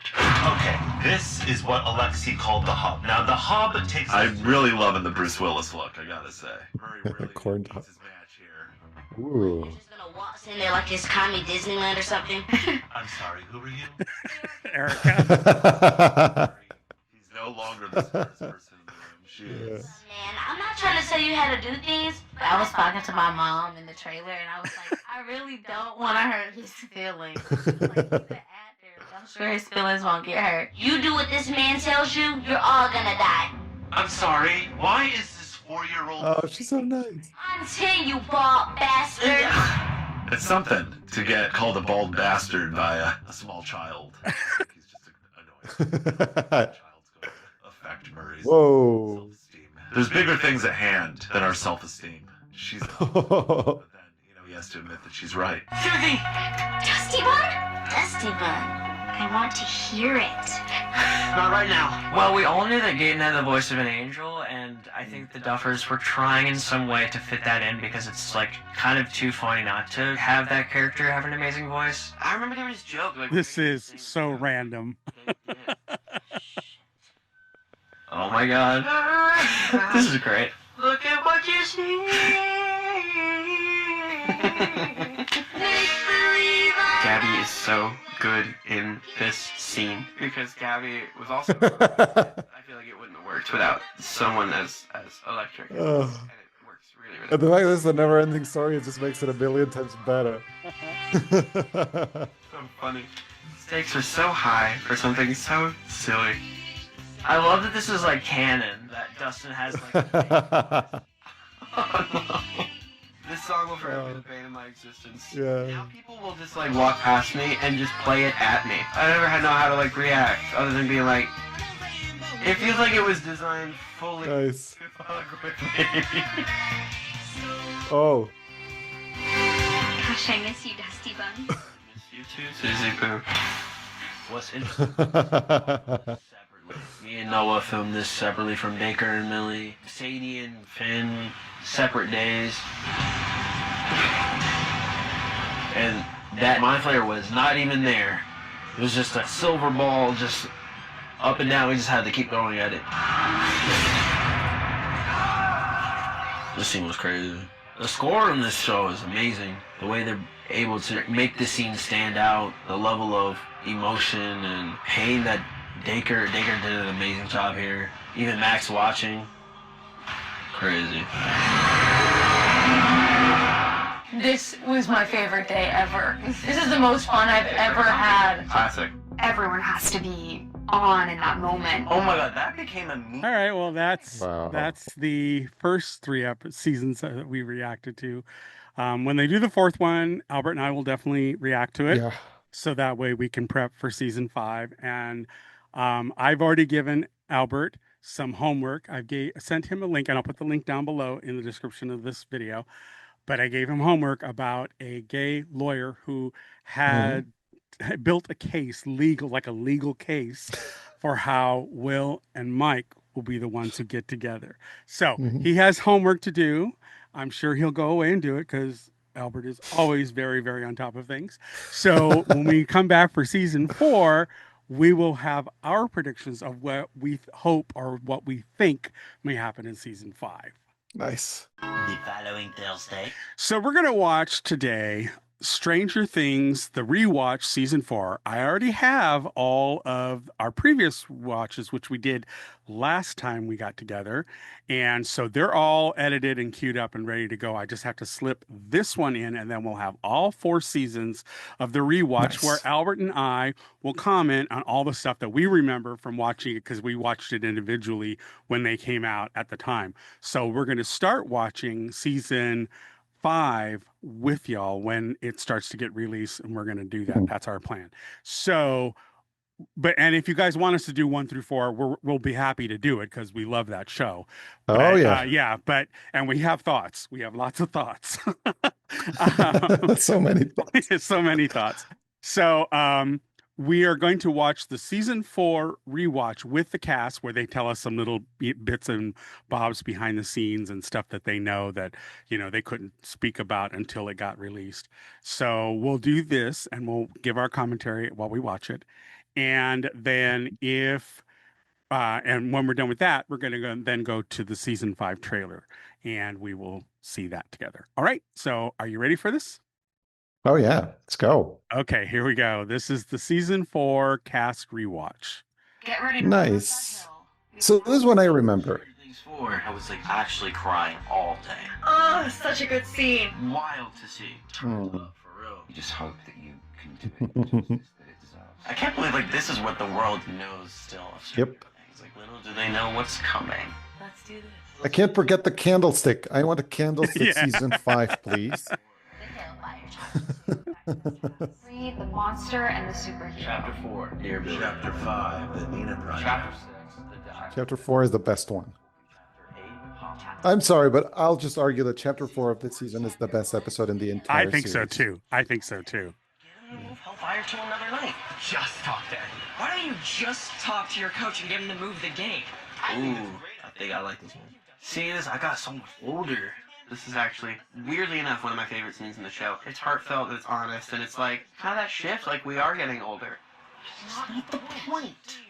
Mm-hmm. If I get in good with these guys, I'll be in the popular crowd. You know what's funny? I don't use my natural tone for Lucas. Every role that I've played, honestly, has always had a different like accent or a different swag and cadence to their voice. Lucas, I would say he is me, but he's really not me. So I had to change his voice to get that out of me. So I'm asking you guys, as a friend, just talk to Eddie, get him to move Hellfire. Come to my game. Well, yeah. He does talk differently. A little. They failed to support their friend in an endeavor that was really exciting for him. What's your name, child? Erica Sinclair. What's your class? Oh, I remember this. My name is Lady Applejack. Child. Elf Rogue level 14, and I will sneak behind any monster you throw my way and stab them in the back with my poison soaked kukri. And I'll smile as I watch them die. This is my first time meeting Joe Quinn, so I in his costume, and it looked really intimidating. And then later on that day, I saw him in hair and makeup. Wig off, and he was in his regular clothes, and I was like, oh, you're not that intimidating like you look in your costume. No, he really looked Eddie in that costume, but he was very nice. Welcome to Hellfire. So it was a wig. Oh. Uh-huh. Vecna's Cass. I so nervous. I skated like throughout. Oh, that's right. The roller rink. I had bruises all over my body because I would fall to the ground every 2 seconds. My legs hurt for like 2 weeks after, but I got really good. Angela! Uh-oh. I want you to say sorry to me. And I want you to tell my boyfriend that it was just a joke. And that we are really friends. Or what? You gonna hurt us with your mean stare again? Rude. You'll just have to cry to your daddy instead. Oh, wait. Can't do that either. Okay, I gotta stop it here. There are so many kids of the younger generation, even younger than you, that actually watch this, and they are so appalled that Angela gets away with all of this. I'm like, children, but this was a Tuesday in my world. Yeah. You know, I mean, it really floors me how much society has tilted that way, in that, you know, and I'm not condoning what Angela does. I'm not saying that at all. So don't come for me. But what I'm saying is that, having lived that experience in that time, that shit was normal back then.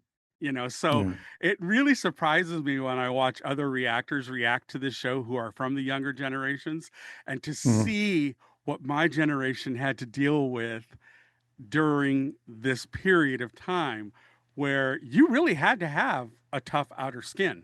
You had to be able to deal with this kind of harsh reality and survive, you know. But, you know, I don't know what it was like for you when you were coming up. No, yeah. I saw that. I was fortunate enough to not be bullied like that ever, but you saw that. And I think what's powerful about these sequences is it gives the viewer a little bit of comfort to know that Elle could actually do something about it, but she's choosing not to and choosing not to. But really, there was this horrible sense of powerlessness where it was like, well, what are you going to do? Are you going to tell? If you told, then it would be 10 times worse later on. So, because like adults wouldn't help you very much. So it was like, you just had to deal with it.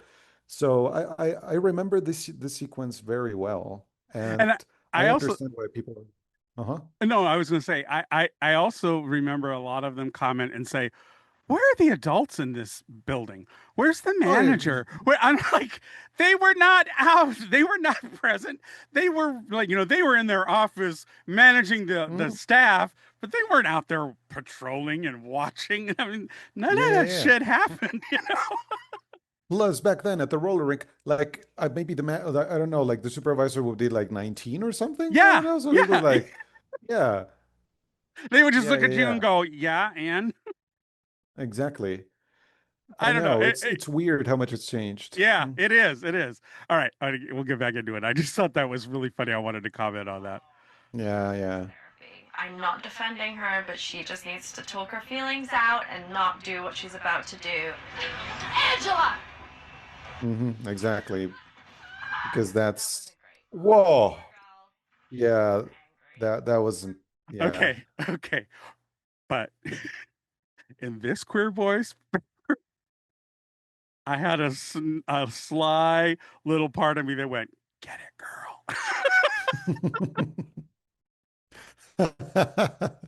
For all of us gay boys out there who were bullied by these bitches and their Mm, boyfriends, there was a part of me that was like, mm.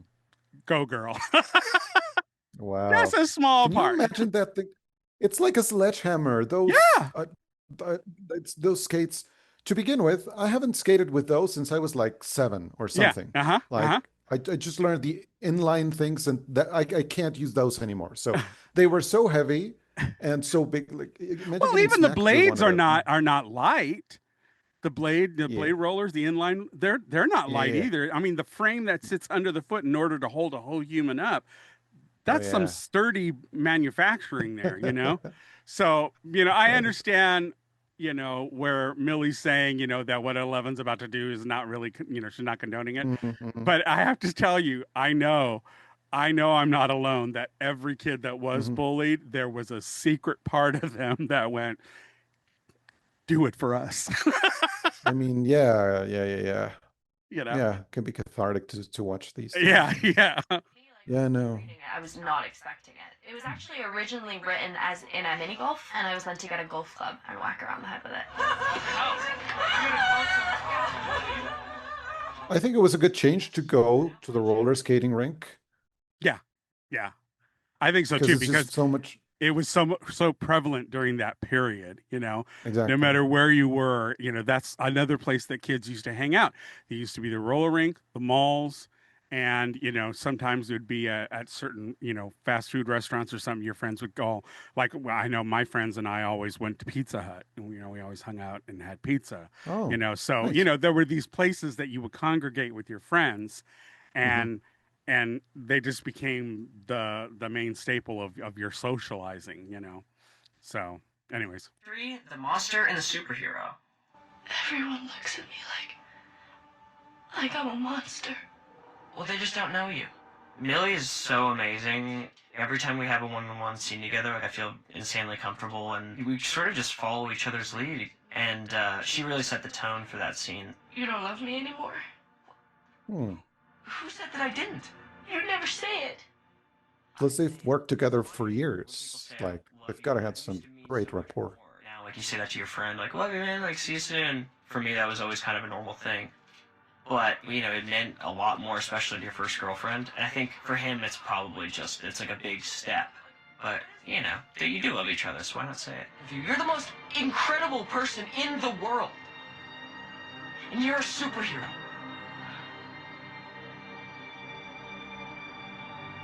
Not anymore. I will say it, and this is the whole Byler thing that I've introduced you to.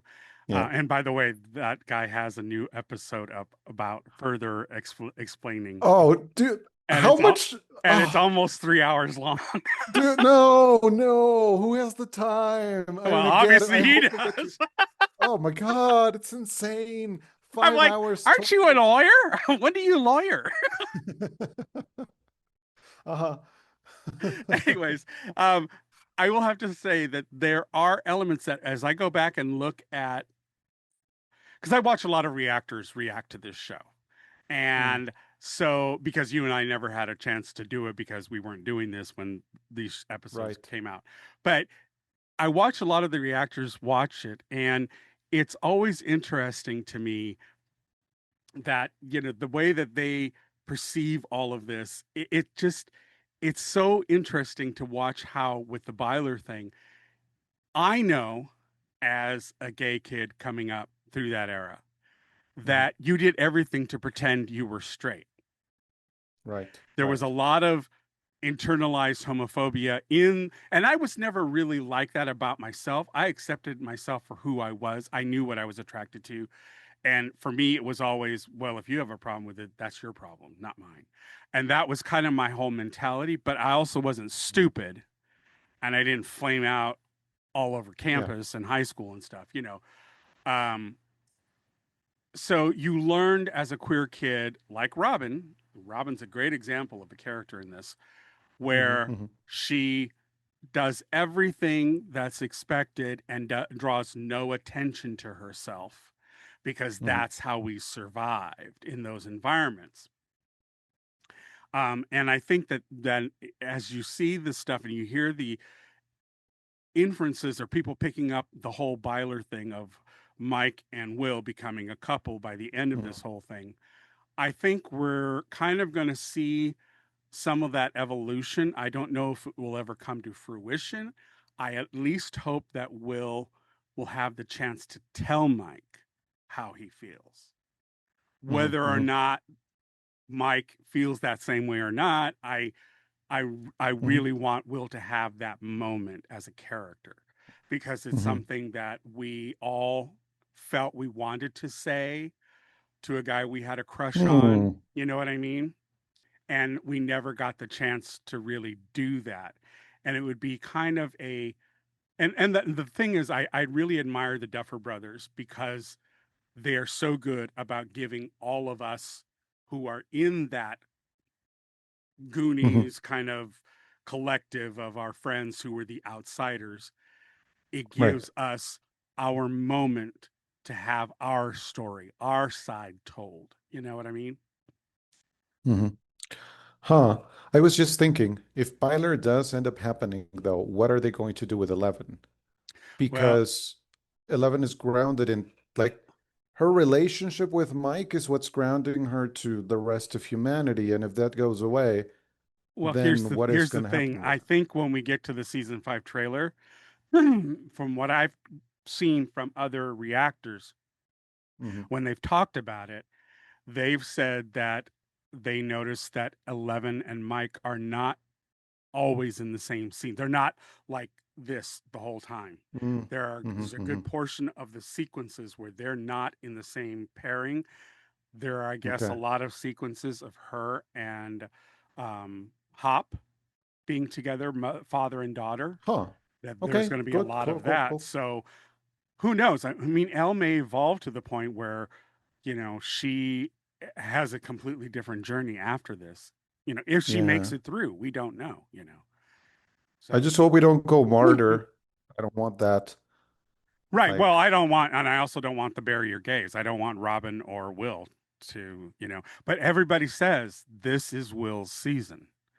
That he's the focus of the entire season. That because he was missing in all of season 1, this is now his time to shine. And there's been, I guess, some speculation. People are saying they think Will has powers like Elle. They just haven't been awoken yet. Which is why he can sense and why he can do all of it. And the true sight and all that stuff, that there's an element that he has that is that kind of power, but it hasn't been expressed yet. It hasn't pushed him to actually try and do something. And if you think back on all the previous seasons, he never was put in a place, even when he got back in seasons 2 and 3 and 4, he was never in a position where it pushed him personally to, because like in season 2, he was taken over by the Mind Flayer and was using him as a spy, and and then season 3, he kind of faded to the back a bit. He would only feel things and know when things were coming, but that was kind of all he was. And then season 4, it was the whole journey to get Elle away from Nina, and so he really did. The only moment he had was with Mike in the van, and that was the only time that so the Duffers really said season 5 is all about Will. That Will is going to be the focus of the whole thing. So we get to wrap it up. And the other funny thing I saw just before we got together, I was kind of getting this prepped, and I saw a reaction to the trailer, and they said that interestingly enough, Joe Quinn, who plays Eddie, they've asked him and said, "Are you coming back for season 5?" And he always gives this real knowing smile and smirk, and No way. doesn't really answer. Oh my it. God. Yeah, so we may not be done with Eddie. Eddie may. Oh my God. Yeah, so I think that's really fucking cool because I loved him so much in that show. Wow. So yeah. he's not dead. Oh, okay. Cool. So, I'm all anyways, for we'll it. carry on. Yeah. We'll carry on. But I just wanted to share those points. Nice. For that, you're not hearing the clock ticking or Vecna's voice at all. It's really just the lights are dark and there's like a weird clock at the end of the hallway. So you kind of just have to like put yourself there. Not as creepy in the moment, but watching it back was definitely like, oh, this is good. It's so creepy. Chapter 4, Dear Billy. Vecna's just. Oh, yes. But I'm more than happy to give you a tour of our facility. It's just that, our thesis is due next month. And you're out of time. Whose fault is that? Look at Maya. She's like.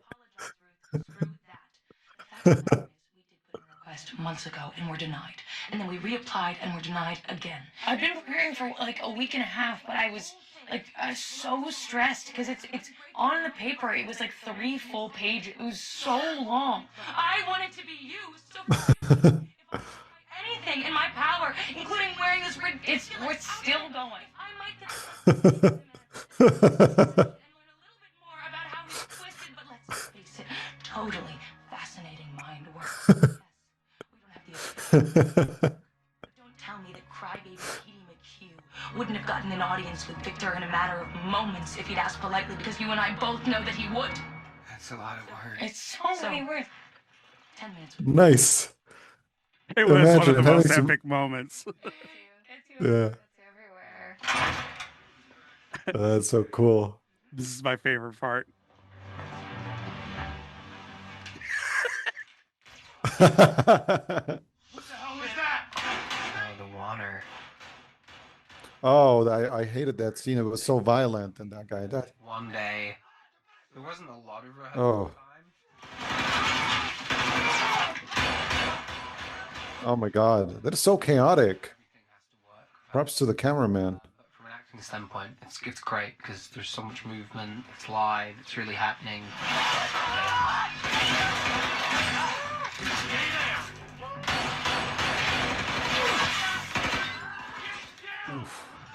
And also the intensity of knowing that everything has got to work perfectly.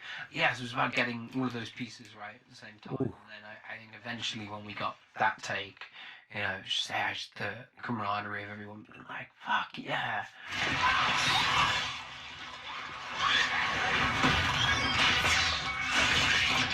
There was nothing there on the day.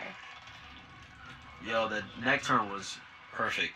I think when we all read this, all we could be was just so stoked for Sadie to have such an incredible plotline this year and to like carry it. Oh yeah. Power. It's beyond incredible. Okay, now!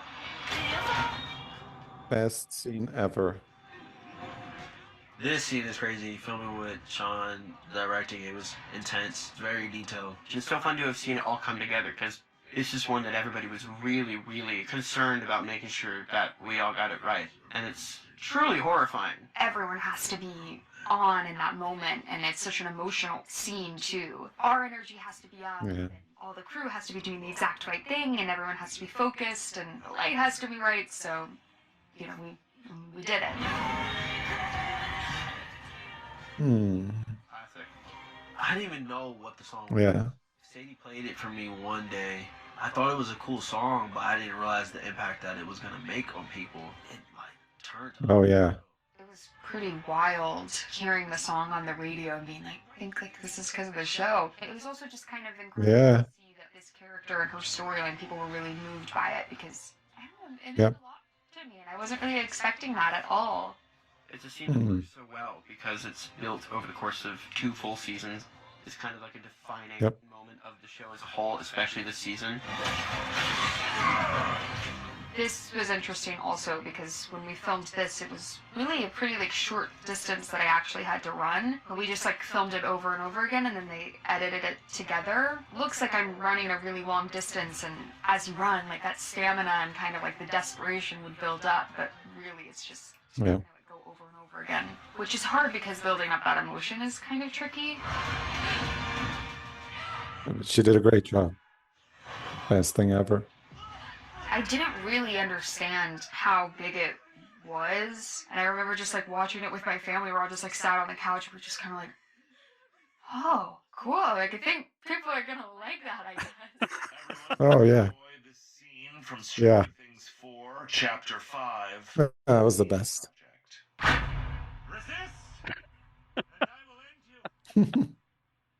I love Murray.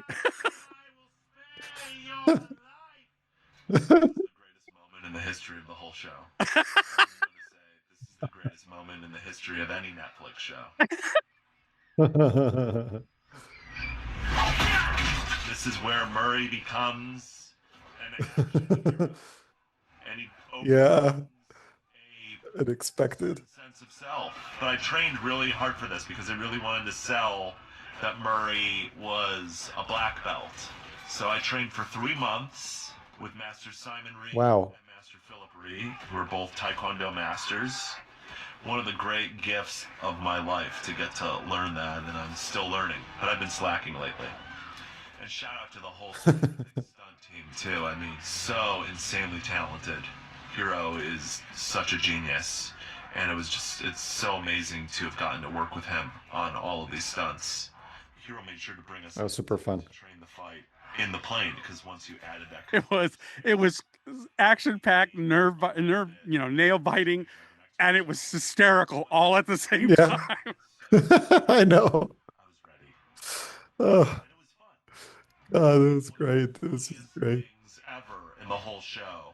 That the this whole time that he's only ever fought children. Pure comedic genius. Yeah, it is. What? Chapter 6. What? What?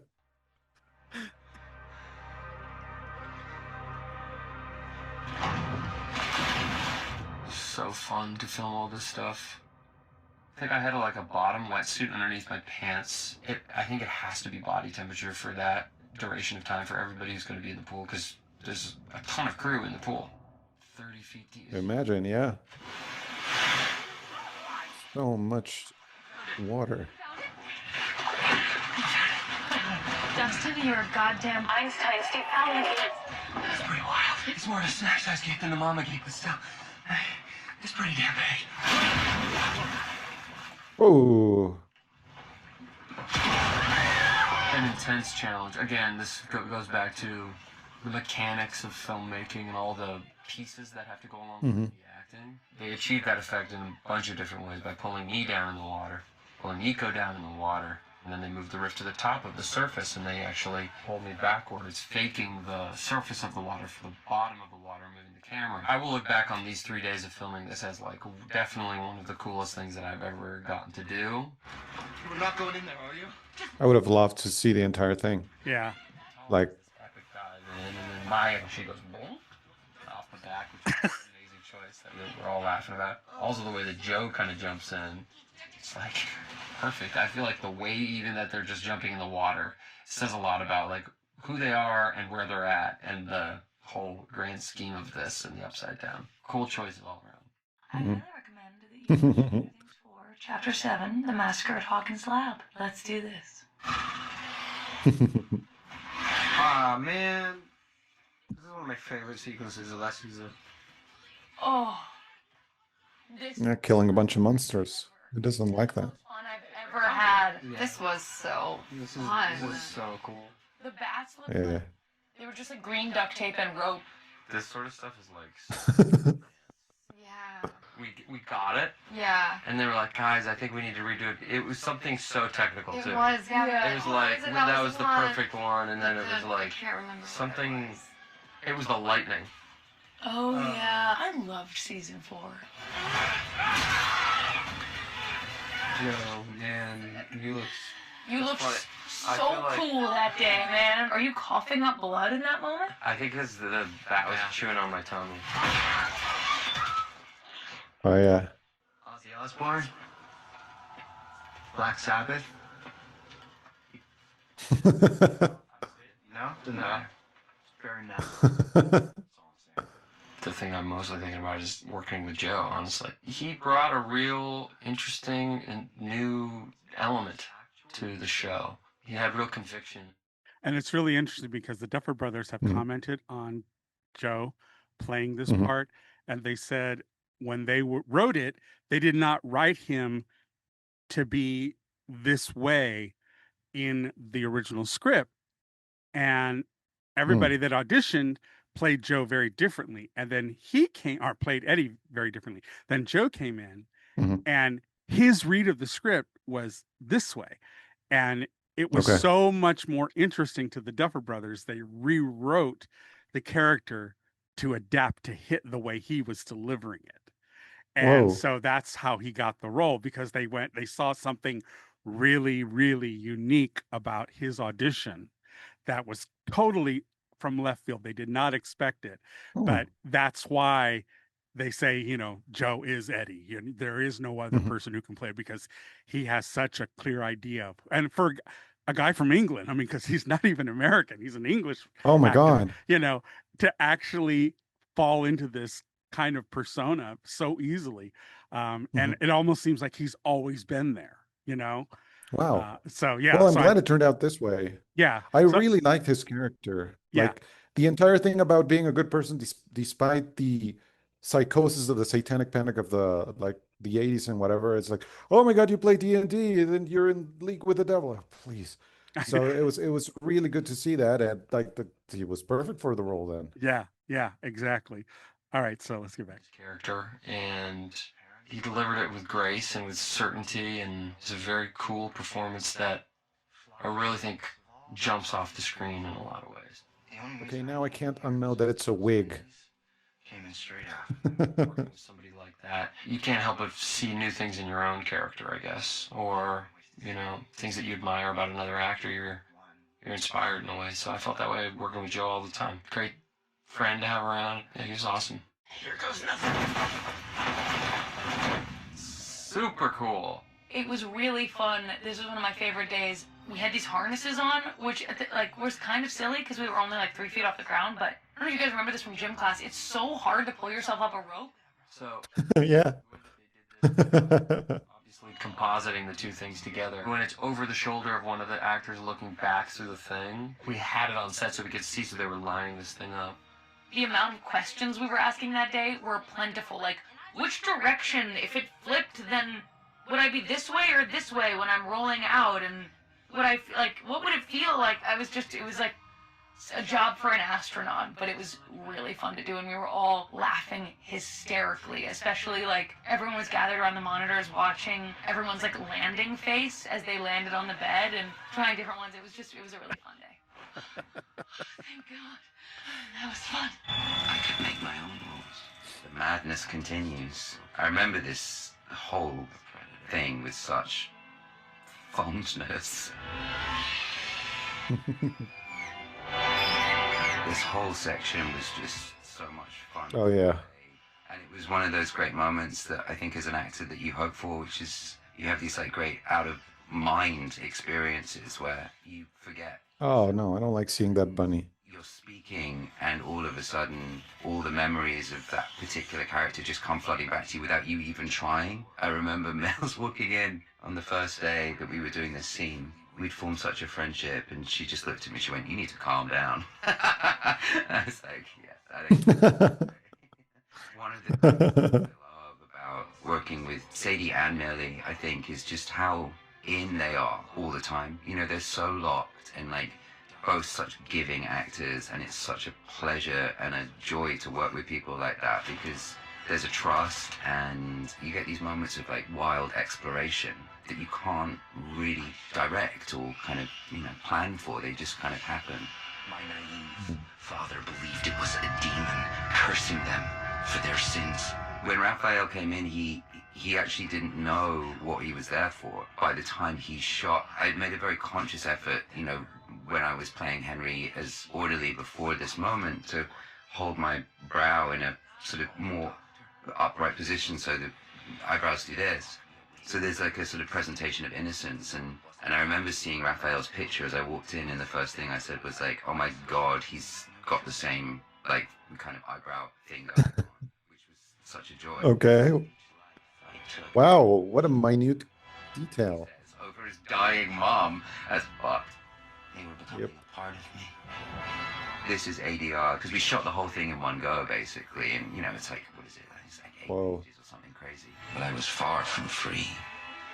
I woke up from my coma only to find myself placed in the care of a doctor. Going back to this idea of kind of loneliness and isolation with Max, I think Henry is the same, having grown up being an outsider and not being kind of emotionally kind of cared for or understood by his parents, which you see more of in the play. If you get a chance to go and see that, you know, that was something I really connected to. Yeah, do you know about that? The play There's a play? Yeah, there's a play it's currently running in London, and it's about Henry's story. And I guess, and I guess in season 5, you're going to get some of that information from that play. But yeah, the play is going to start making its way around, you know, in different companies around the world. But yeah, right now it's playing in London. Oh my God! Wow. Okay. No, I didn't know that. It's called, okay, yeah, I want to watch that. Yeah, it's called Stranger Things: The First Shadow, I think is what it's called. But yeah, Ooh. and that's what he's referring to right here. Mm-hmm. Okay. Okay. In a really poignant moment again. He tried to recreate me. He began a program. And soon, others were born.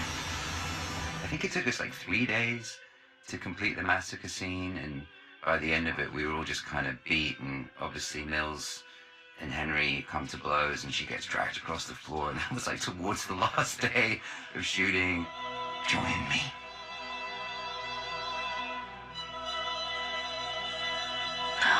And that, no, badass. I didn't do the pull, obviously, but I did land on the ground. That was pretty cool. But that stunt guy, bless him, he took that slam. We're about to watch a scene from season Ouch. 4, episode 8. Papa. Nancy, just stay with me. Stay with me, okay? Whatever you guys are doing up there, hurry up! I love shooting this. This was so cool. Just the lighting and tone of this season is so cool. This is music. I love Eddie. I loved him so much.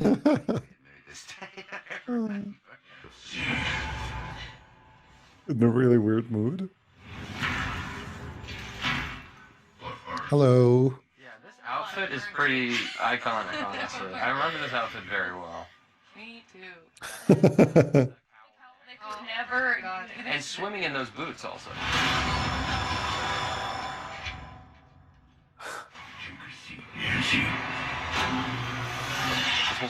This was fun. Oh yeah, I mean, it was fun because it was like my first time seeing Jamie in costume. It was really intense because he does, you know, he's in character, and for the most part, I mean, I guess it's always really funny when you see him doing things out of character. The character is very considered, it's all very chosen, because at any given moment when he's messing with these kids, he's in total control, and to take that into the voice as well, it took a minute. I mean, I remember at the read-through, there was like, again, like an air of silence where I was like, yeah, fuck, I need to kind of work on that a bit more. Okay. Oh God, remember that clock? Hey, whoa. It's okay. It's okay. It's okay. I'm right here. I'm right here. You were right there. I think one of the things that I really love about this job is I see it as an opportunity to get into Matt and Rostoffer's insane minds. You're scared of losing her. Of course, I remember this. Oh. See how you're leading? Of course, everybody. Just on a soundstage in a rocking van in front of a bunch of LED screens, which is kind of crazy. But that's what holds this whole party together. Hard. It's cool to see the score they put on and how they edit it together, and then they cut to Jonathan looking in that rearview mirror. It's just It's great. When you're different. Oh my god, this scene. I remember this scene. I was like actually crying all day. It's just so sad. Just seeing Will try to tell Mike how he's feeling. And it's just upsetting to see Mike not acknowledge that. Or she seemed like she was pushing you away. It's probably just because she's scared of losing you. Yeah, this scene is very special, of course. Elle needs you. Yeah. And she always will. I think it's really funny though when you hear Noah playing Will now, and remember when he was in the first season, his voice was so high. And then now he's like got one of the deeper voices of the crew.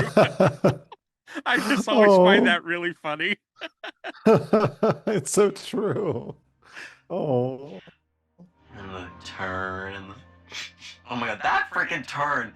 Oh my god, that became a meme. So many people send me memes of this little screenshot right here. I didn't expect that scene to turn into a meme, but here we are.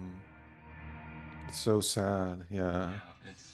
Wow. I remember that so well. Mm-hmm. I've actually, I always had this dream that I'd have this, like, this really...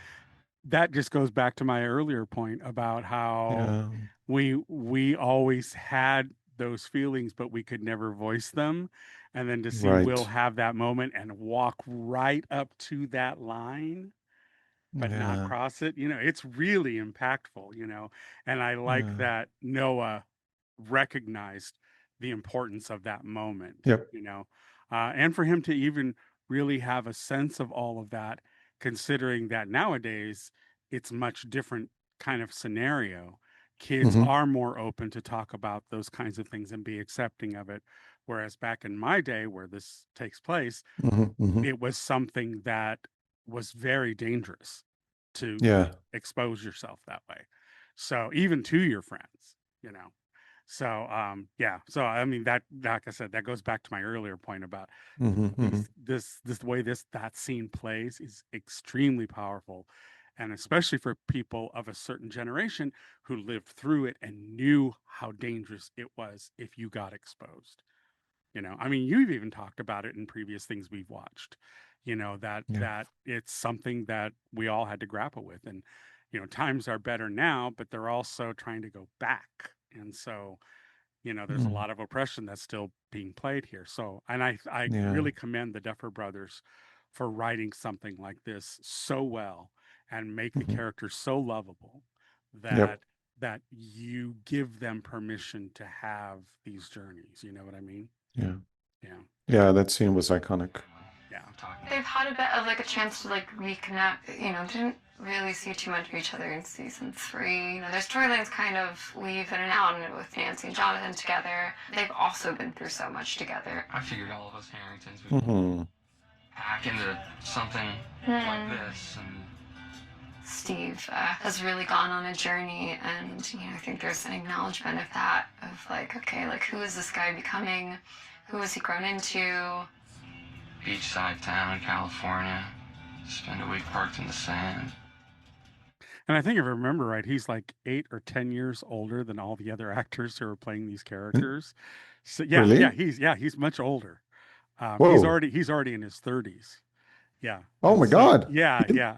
And looks so youthful. Yeah. And so it's really interesting to see them play this as well as they do, and how, you know, it's just really a testament to his acting ability that he makes you believe and everything. But yeah, when he was doing the high school stuff, he was approaching towards 30 at that point, you know. So wow. Yeah, it's really interesting. Yeah. It's just fascinating how good he is at sinking into this character and how much he's done with it over the course. And which is like why a lot of people really like Steve a lot. You know, because he's a fantastic character. Yeah, in the first season, we weren't fans, you know. Exactly, but that's what I love. I really, really like characters that start out a certain way and then they kind of grow and change, just like Steve, and then they become this lovable person. So yeah, I really like this. Yeah. Learn how to surf or something. I did have a moment where he says he would like to have like 6 or 7 Rugrats, and I'm like going, okay, that's easy for you to say. You get all the fun. Right. She has to push those kids out. Exactly. I think I would consider her feelings first. He just So, says it so yeah. dramatically, so dreamy of, oh, this would be the perfect film. I'm thinking, dude, you realize she's got to be the one to do that. Oh my God, it's so true. Oh my God, yeah. Okay, now that they mentioned the cowl thing, Huh? I can't unsee the thing. The And it's like, cowl. how many of those did she have, Oh, like yeah, over I'm the course sure. of the season? Yeah, I'm sure. And the fact that, well, it's like even when I used to do operas and stuff, we had to, every time we did a show, we had to turn the costumes in because they had to be laundered and ready for the next show. And so, Uh-huh. sometimes you had the luxury of having duplicates so you could swap out between Mm-hmm. shows, So they'd be cleaning one while you were wearing the other. But Right. but what I really love is the fact that she had this very 80s looking outfit. It was so Yep. spot on. Uh-huh. And to have her have to deal with that sweater and that cowl in water. Oh God, oh no, no. It would have Plus, been okay, so torturous. here's my question. Like, you can have duplicates of the thing and laundered and whatever if the thing's clean. But here, where the character has already gone through hell and back wearing the same thing, how do you launder something and then make it look dirty again? Well, because what you do is that you have on the day will do like screenshots and stuff like that of what it looked Uh-huh. like, and then it's up to the costumers to replicate those stains for the next What? shoot. Oh yeah. Oh my God. So there was a little mud here. So let's put it there again. And Yes. oh Uh-huh. no. Uh-huh. Oh Yeah, yeah. God. Okay. Okay. Continuity. That's what you're paid to Sure. do. And that's why, Oof. that's why there's all these people that work. The costume department is not just the designer, it's all of the Mm-hmm. manufacturers, the seamstresses, the cutters, Mm-hmm. all those people who do all of the delicate work that make it sellable because you don't Mm-hmm. film everything in one scene in one day. Sometimes it's over a Yeah. couple of days. Yeah. Yeah. So Yeah. yeah, but yeah, no, that's exactly what has to happen is if it Oh. has to be stained again, it has to be stained Mm-hmm. in the way that it was.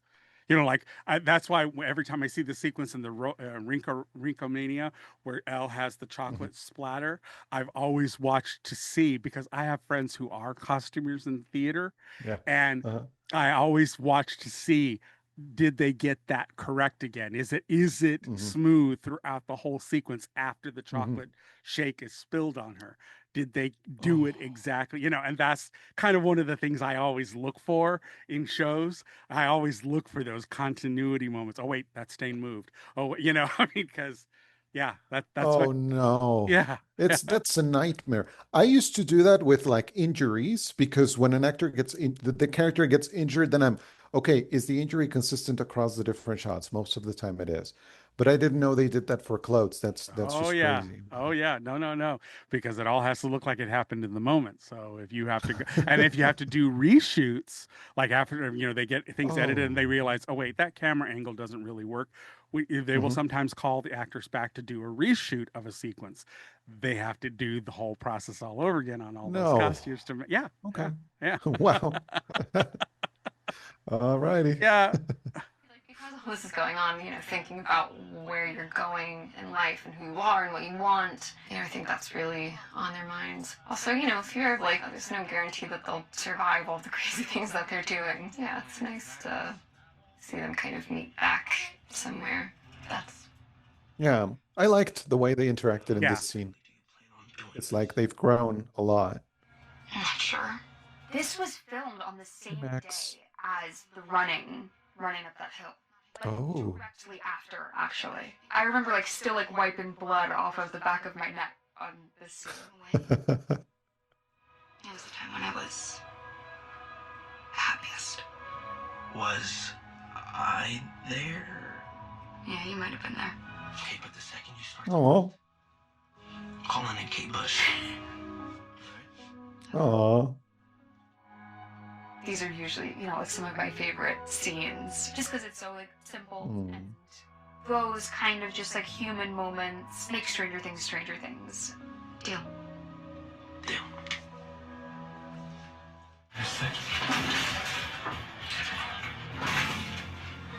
I love filming that scene. Oh. Yeah. And the way that Steve's character, where he started, and his Mm-hmm. loyalty to Nancy, his kind of emotional Yep. weakness and severity, and how much he's just opened up and become this supportive person. The friendship between him and Robin is so beautiful to me, and the way that they support each other and egg each other on. I really love that moment of intimacy between them where he catches her like looking off, and I think it's such a special thing because that's like when you know a true friend, when they see you looking at somebody or something and that you're thinking something, they know what you're thinking. Who's that? Yeah. Someone from band. I came here to try and understand who I was. That was a big, very big scene for us both. See if I was the monster. Now I know the truth. It is not me. It is you. Oh, yeah. Are the monster. Oh, I'm going to open that door, and I'm going to leave. Huge. It's huge just for her to actually be like, Mhm, you made mhm. me feel this way for so many years, and now I'm able to look at you and tell you, and you're not able to haunt me anymore. Yeah.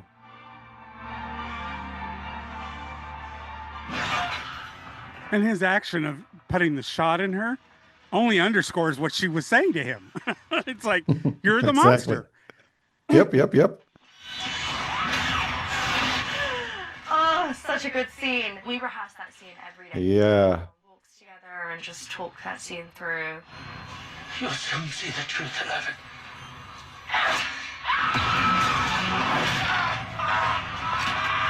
You pissed her off. She's mad. I love how she can't even watch herself do this. I know. It must be so intense. And it's her body language, everything changes. She tends to hold her head like in a certain way when she's 11. It's crazy, the subtle changes. Yeah. Just, and it's funny that, because when they film it, and I see the dailies, because they all run to the monitor and see if the director likes what they filmed or if they have to go back and do it again. And so you get those moments of instantaneous gratification, but it doesn't look like how it looks like. It's like what Sadie said earlier. When she filmed Yeah. it was this way, and then then when they did all the after effects and all the sound and everything else, she goes, oh, this is going to be kind of cool, but I when you're know. in the moment filming it, you don't get to see all of that stuff, Yeah. So Absolutely. I don't want you to forget that I'm here. Oh, see, I love the Will and Oh. Jonathan moments. I think it's so special. Yep. That scene was fun. I don't think it was supposed to be in the story. I think they added it in while we were filming. And it's such an important moment, just seeing Jonathan acknowledge his brother. Like, he's such a good brother. Because you're my brother. Yeah. Oh. I think this season especially was really fun because I just got to spend kind of the whole summer with him. So we got super close. If you see us interact in regular life, we do have kind of that brotherly bond. And he's always like making fun of me in like an endearing way. And it's awesome. That's lovely to hear. I know you are. Come here. Such a good brother. I love this. What time was this? This was like 3 o'clock in the morning. Was it? Something stupid like 3 o'clock in the morning. So this is just how she's thrown me. Yeah. You and I go head Well, to you head had for me a like minute. up on the wall, like as you do. That's right. Yeah. As you do. As you do. Right. I actually remember that. And actually, that might be another line that I knew was going to kind of be funny. It's like The pizza. pizza dough freezer. Like, what? Is this like the first time Millie, right? There you are. I remember doing that. I remember doing that and feeling like, oh my god, I'm so cool. Scares me. I want to see the costume without the lighting and everything. Only when I'm in that. It took me a while to like get used to it. I have to say though, sorry, Millie, I didn't mean to pause it on that frame. But it always, the thing I run to, and I guess it's because I grew up in theater and stuff. I think of these stupid things, but the whole time I'm watching Jamie play that character, I'm like, God damn, it must have been a chore to go to the bathroom. Oh my god. It's Especially true. if it's just you gotta piss. You're like, okay, do I just pee in the costume or what do I Oh no. Oh my God. Wait. But don't those costumes have, like a strategic zipper somewhere or something? They sometimes try, but it depends on the design. If it doesn't allow Oh, for it, then you really have to plan how much you drink. But it's also, I think he said it's what? like the base of it is like a wetsuit, a neoprene wetsuit, which means you're Mm-hmm. sweating a fucking hell of a lot, which means you need to drink a lot, which means you got to go to the You bathroom have quite to often. pee. Yeah. I mean, and he says that. I think he said in one interview, he says it takes like 8 hours to get into that. No. What? What? Why 8 hours? It looks like one of those Halloween It's costumes. not. It's not. It's very, very intricate. And yeah, Oh, yeah. goodness gracious. No way. So then you'll be like, okay, I'm gonna go to the bathroom now, and then I can't go again for like 4 hours or Yeah, whatever. yeah, yeah, No yeah. way. Hold Okay. it. Use it as a character. Make it real urgent. No. It's very Oh difficult for God, me no. because I don't like people in like masks. So not being able to see his face was really difficult for me. And really Wait, Millie doesn't like masks? as much as I could. I remember Whoa, creepy. we were doing ADR, and I was like, oh, What is ADR? ADR is when they loop vocals over, like when you often see voice actors record, because sometimes the recording from the cameras, even though it's all mic'd and everything, sometimes they'll Uh-huh. get ambient sounds that don't quite, so they'll have the actor go into a studio, they'll play it, and Okay. then they'll say the line resyncing with their lips so Okay, okay, that they okay. can get a clean cut of it. And so an ADR is what they call looping, where they will play something over and they will attempt to mask some imperfections that are in the audio portion of it. So But that's done in post always, like yes. after the Mhm. fact. Yep. What does ADR stand for? Audio digital recording? Yeah, it's something along those lines where it's actually just, but they call the slang for it is looping, because they play Okay. it in a loop over and over, and you do many takes of it, and then the director picks what audio sounds the best Okay. for that take. So you do it like 5 or 10 times, and they just Okay. loop it over, and you just keep redoing it, and you can Uh-huh. vary it as an actor a little bit, so Mhm. because of what the director wanted. But Okay. that's what they mean by ADR. And sometimes when they're doing voiceover stuff, that's done in ADR, so because it's not Ah. something the character is speaking, but it's a part of the story that gets voiced, so they'll do it in ADR. Mm-hmm, mm-hmm. it looks like Okay. the mouth makes the shape you. Can I just try saying you? So we did that. That was another moment where I felt cool. If you touch her again, I will kill you again. Again. Nice. It's also great, like, as an actor, when you're doing these kinds of things, to actually have them in front of you. And the fact that I'm wearing contact lenses makes everything a little blurry, so I can't even really see. I accidentally touch her at some point. Yeah, nearly there. And that, I remember doing that and being like, whoa, we touched it, it was too scary. It was really scary. In one day, I found the most extraordinary thing of all. Well, I know Matt and Ross Duffer well enough, so, when you read a monologue like this, what they'll do is they'll want to shoot the whole thing. They're not going to skimp out on anything. So, first and foremost, you learn the whole thing. I saw a means to realize my potential.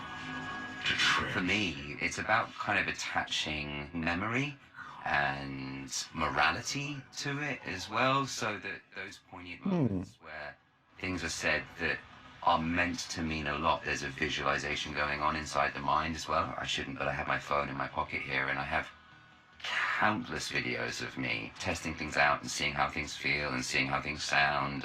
But when you get something like Okay. that, it's really exciting. It's an absolute joy to be given such great material, and you just hope that you can do it the justice that it deserves. Was the time when I had hoped. You asleep, you're dead here, aren't you? Aren't you on the ground? I'm on a wall somewhere. I'm on a wall somewhere, as you do. Yeah. She was really sad about it. I She wasn't see. happy. We were old friends at this point. Yeah, we knew what we were doing. We were cool.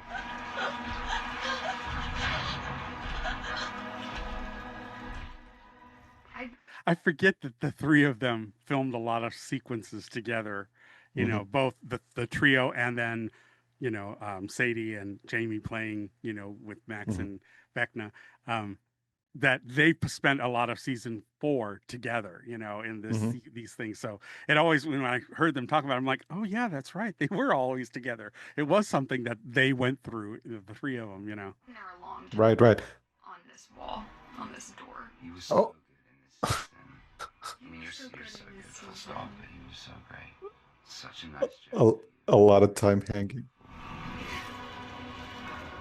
Don't be afraid. Do you ever miss your hand?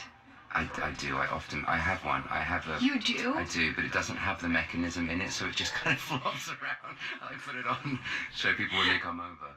Oh, that's such a good Cool. little souvenir to have. That and just the sheer trauma of spending 8 hours in a makeup chair. I kept the Walkman. Oh, That's amazing. Yeah. There are people that would kill for that Walkman. they gave her the Walkman. Did it work? Yeah. Did you have the tape in it? Yeah. That's awesome. So I would listen to it. Sometimes it would, like, if it was a long day, it would kind of be like, oh. Yeah, it worked. That is so cool. That's a great souvenir to have. Is just being on our knees at that fridge. Help! Help! Can you hear me? I'm right here. And I love you. Once I started to do the monologue, everyone was like very respectful and kept quiet. And I remember Charlie being so sweet and just coming up to me and like putting his hand on my back and being like, I really like that. But the truth is, I don't know how to look. Oh. I feel like my life started that day we found you in the woods. Yellow Benny's Burgers t-shirt. And it was so big it almost swallowed you whole. And I knew right then and there, in that moment, that I loved you. See, this could have happened before if you just told her you loved her. You know? I know. I love you for exactly who you are. You're my superhero. And I can't lose you. You need to fight. That's enough. Fight out. Fight! I watched it. Oh yeah. That's right. The gladiator pit. It's one of those few I had totally. I'm watching myself in the action of this moment. The tagline, and it's just such a pure action moment. So funny. Watching movies like this Oh. make me want to do this. It's truly living out a childhood fantasy. It is pretty funny that essentially Murray is the one that saves the world this season by killing the Demogorgon. I mean, who doesn't want to have a flamethrower? Yeah, I know. Well, it was just good. I kind of see like every time they have like something, and they're always shooting guns. I'm like, okay, didn't you get that it's about fire? Right. Like, you pass out flamethrowers, not fucking guns. The guns Yep, don't seem to do anything. I mean, I learned flamethrowers are the way to go when I watched Aliens, and I was like 8 or Yeah, something. And I'm exactly. like, that's what you get. Right, exactly. I think people like to see the funny guy win. He's sort of like a mental hero. He has the ability to be the most honest, sees things like they are. And to see somebody who has that perspective also become a literal hero is really satisfying. I was just so grateful to Matt Ross for writing that. It was great. It was great.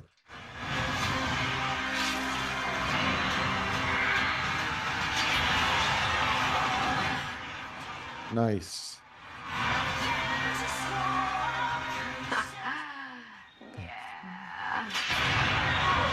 I don't remember how many takes we did, maybe like 3 or 4. I kept jamming shit. You're walking and you're like doing it, but then we got one that was pretty cool. It's a fun scene. Wait, so she was actually shooting? Yeah. She Like a said every blank, now- I suppose, but yeah, cool. yeah. But she said every now and then the gun would jam, and she'd be like, ka-chink. Oh my, wait. So actually, that's important to know because whenever there's a zombie apocalypse, all the shotguns work perfectly all the time. Yeah, They yeah, jam? exactly, and that's not always the case Okay. sometimes, you know. Like throwing grenade things, the slow motion, the music. I think it all like it felt Very epic. It was really fun to shoot and brought a certain energy. The way it took off and the way people responded to it was, honestly, a little overwhelming. It's been really special, and I feel very grateful to have been a part of all of it. Of course, I wear this while I'm wearing my Stranger Things Nice. shirt. Nice. I was always really scared. Oh no, I hate it when you no. The dynamic between Dustin and Steve so much that when they had Yep. the choice to like bring in a new character that kind of challenged that relationship and challenged that bond, and I think the only way it works is if you have an actor like Joe. I love you, Dad. Oh.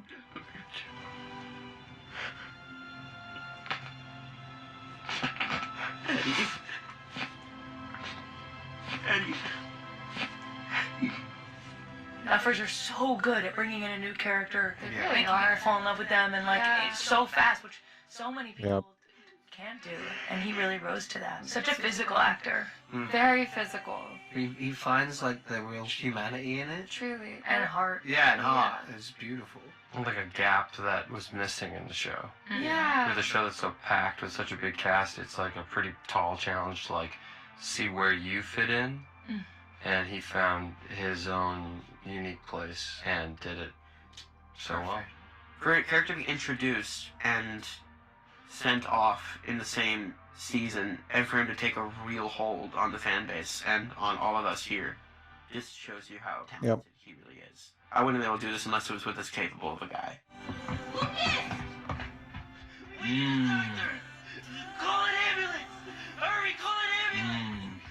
This scene was sad. Actually, the film, not gonna lie, Sadie did a great job. As well as Priya, her intensity running in. What I was processing playing Erica was just kind of like, how can I be there for my brother? God, you messed up. You really messed up. She's messed up. I want to die in that red. You're not gonna die. Hang on. I want to go on right away. We filmed this scene a separate day, like a week later. You know, you give your performance, you feel good about it, and then it's like, wait, we have to recreate all of that in the void. That was challenging. I'm like, yo, how do I get back to this same feeling? Yeah, it was really for Millie, but it was just having to cry a lot in different takes was very draining. Never got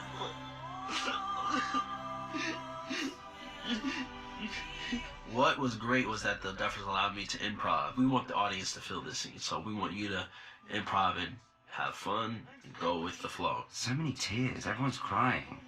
I mean, Matt and Ross Duffer, can we not just have a nice time?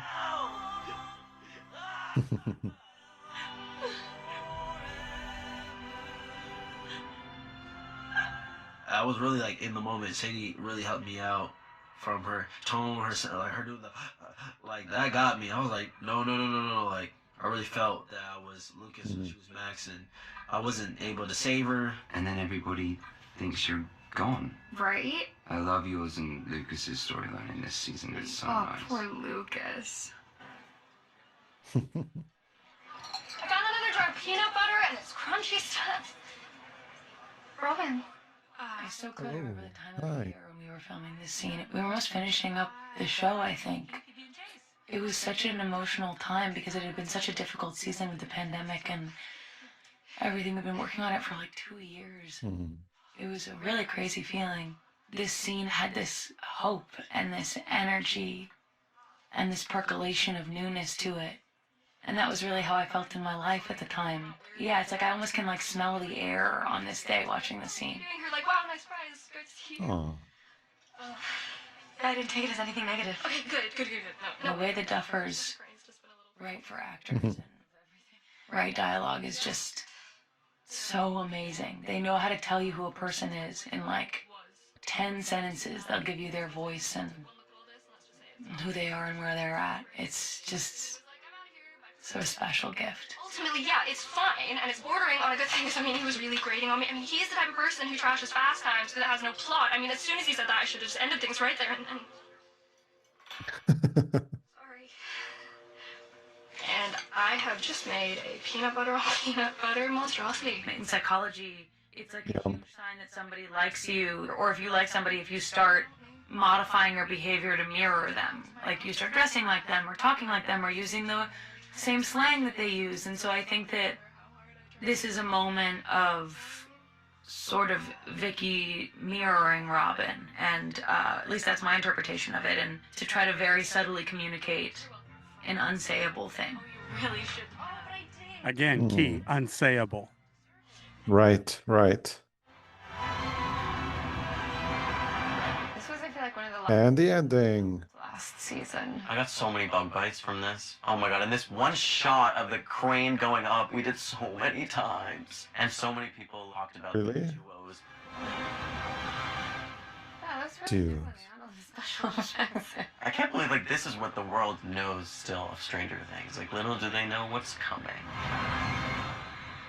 Ooh, ominous. So many bug bites? Oh God, no. Imagine having to stand still with mosquitoes. Uh-huh. No, no, I can't. I cannot. Wow. Oh, this was such a journey. I had forgotten half the things we saw, but just watching them again, I kept thinking, you know what? I think I need to rewatch the entire show prior to season 5. So I don't know. You're gonna binge It's just watch that it. there's so many things I need to. Yeah. Well, you know, the thing I found that the only thing that was lacking in this rewatch is nobody mentioned Argyle at all, and yet he was there the entire season. You know, Wait, who's Argyle? the guy who was at the pizza shop, the one who Oh, drove the yeah. pizza van. Yeah. Oh, yeah. No Uh-huh. mention of him whatsoever, not even a whisper in any of the Huh. sequences they showed, which I thought was really odd because that was another character that was introduced in season 4 that Right. people, you know, had reaction to, you know, so Oh, yeah. I just Maybe he kind just of wasn't available. maybe, but even so, you know, the actors could have showed a sequence that, oh my, you know, like especially between Charlie, who plays Jonathan, you know, he could have had a sequence where he watched it and said, oh, I really love working with this, that, you know, but it's just funny that was not even a mention, you know. And I know you can't talk about everything. They didn't talk about Anton, the Russian guy, either, but it's just, you know, you have these moments, Right. these pivotal cultural moments within the show, and then, you know, you do a rewatch, and how do you avoid a character that was literally throughout the entire season? It just seems really weird to me. But Yeah, anyways, it's true. yeah. So you ready for the season 5 trailer? Oh my God, I don't know if I am. Let's go. I'm so pumped now. Wow. Yeah. Been so many years of literally years of watching all of these things, and now it's the final season. I don't know. Okay. Yep. Wow. Okay, so Oh, here boy. we go. Let's see. All right. You're good on that? Yeah. All right. So here is season 5's final season trailer. And I believe this is only for volume 1, the first 4 episodes. Okay. Oops. Okay, here we go. Oh boy. And I guess the Queen song, Who Wants to Live Forever, is what's highlighted here. So I think that's going to be the theme Okay. of the season. There's no time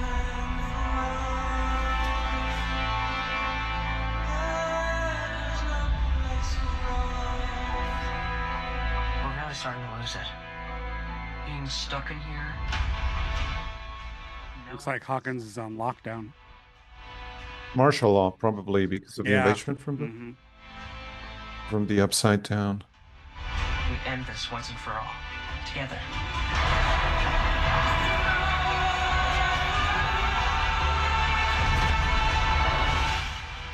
Cool. New use of her powers. Nice. This isn't like one of your campaigns. You don't get to write the ending. Not this time. Is it a goodbye? End our world. And it's not gonna stop until we're drained of every last ounce of suffering.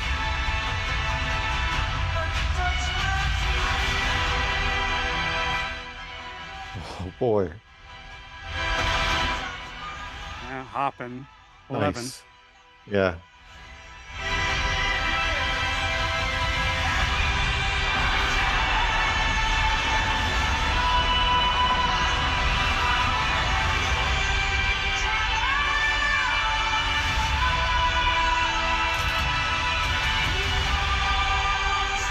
We stay true true to ourselves. Stay true to our. Whoa. The special effects are insane. No matter the cost.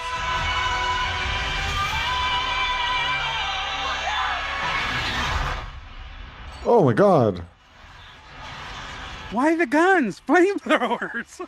Why the guns? I know you guys got him. Now he's in the real world. Okay. Oh. Last time. Wait, why does Vecna want Will? Oh. There's got to be something there. Like Vecna is interested in Will for a specific reason. Right. Okay, let me Maybe take the it back. powers thing. I'll take it back and we'll go. Okay. Actually, let's take the sound down. We'll just watch it without sound and we can comment on All it. right. So like I know that he comes here, but I thought it was interesting that the Demogorgon backs down like he's, giving reverence to Vecna coming through. We see Dustin, he's definitely grown in this whole thing. Yeah. It looks like he has a plan. Like And like we need to do something. right. And I know that the radio station plays a big factor in this season. Oh, So okay. that tower with the radio station, that's a big thing this season. That's kind of their base of operations. Oh, wait a minute. I want to back up. I want to back up a second. Yeah. There's a sequence here when they had all of them standing around. Let's see if I can go back. I want to see who's around the table. I think it's just okay. Right. Okay. So Elle and Hopper are not there. And neither is Erica. Right. Well, I would guess, yeah. No, but Erica's been, she was there for season 3 during the, and she was also there in season 4 doing the whole thing, So I think it's interesting that Erica's not here either. I also know that there is a big sequence between Mrs. Wheeler and, Karen Wheeler and Holly, the daughter, who they recast with an older girl. So now she's going to have an actual story arc. And I think actually episode 4 is called The Vanishing of Holly Wheeler. What? Yeah, so okay, something. So we've got a parallel that's going to start out. So it seems pretty evident that these guys are going to carry out some kind of last stand thing, and then Hopper and Elle are going to go off on their own. Yeah, I really like this. That's why I'm telling you this is their base of operations here. Okay, I see. I'm glad that they're trying to come up with new ways to use telekinesis. Just it's super fun. Just it's like, okay, it's not only pushing people or holding them up, but you can actually move yourself. That has so many cool things. Now I find what's interesting here is it looks like Joyce is praying, Mike's in the background, but who's lying down? Oh boy. Oh no. That's what I'm wondering. What that might be Will. I don't know. Maybe. It looks like Will's going to be in a lot of danger. But now, like, personally hunted by Vecna or something. I don't know. Yeah. Okay. All right. I think that scene is kind of like, I need to do something. Yeah. That looks like a goodbye. To me, that looks like a goodbye. Yeah. And like a let's be friends goodbye kind of deal. Right. I don't know. Like she said, then the line is, this isn't one of your campaigns. You don't get to write the ending. Not this time. Right. So, Yep. I think she realizes how big the stakes are and that even she may not make it out, Yep. And then you see here, Jonathan is protecting, Nancy. And then in a sequence shortly after this, you see her washing her hands full of blood. So I know some people are speculating that something happens to Jonathan, but then there are screenshots of him as Jonathan and he has a mustache that appears later. So we may get an epilogue of later in the timeline. Okay. So I don't know. It's kind of interesting because you'll see this sequence and then you see the tower, and it looks like Vecna's trying to take down their tower, the cellular tower, the radio tower, and then you see Nancy washing her hands and crying, and it looks like it's blood on her hands. Okay. And I think it's interesting that Robin and Murray end up together. That's gonna be comedic, no matter how you write it. That is fantastic. Yeah, Absolutely. those two need to be together. Wait, where's Steve? We haven't seen much of him. But yeah. See, there she Or is. Nancy has, okay, there. Yeah, she's like And really then distraught. Steve Really. and Dustin are together. Oh, that's and great. Dustin's crying. Always. Something horrible must have happened. I love superhero L. That's amazing. That scene is Hop with a long everything. beard. Yeah. You know, but it's Absolutely. daddy That's so daddy cool. bear looking over his daughter, you know, I got you kind of thing. Mhm, But again, I hope that's I a love them. flamethrower. That's my whole thing. You know? It looks like a rifle, but yeah. And I know they did cast Linda Hamilton from the Terminator series.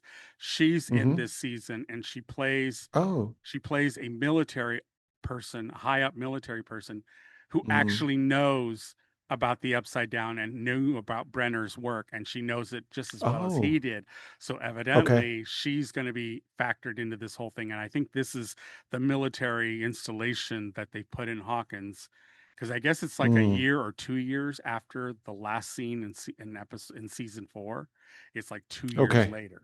So I see. So that's kind of why that looks like they're in a lab or something like that. This isn't the Hawkins lab. This is the military base. That's what she was jumping into. Oh, okay. Okay, I see.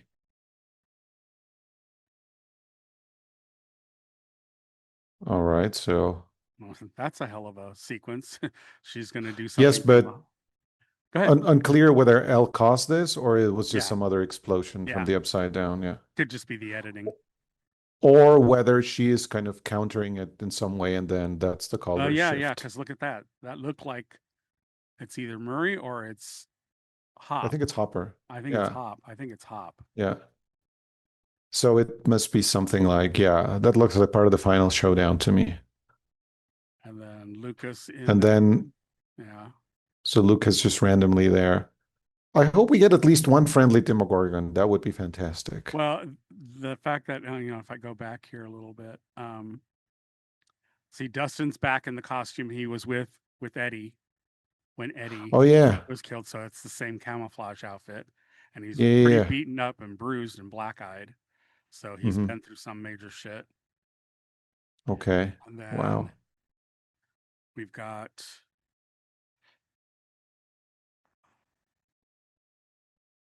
Nancy firing on.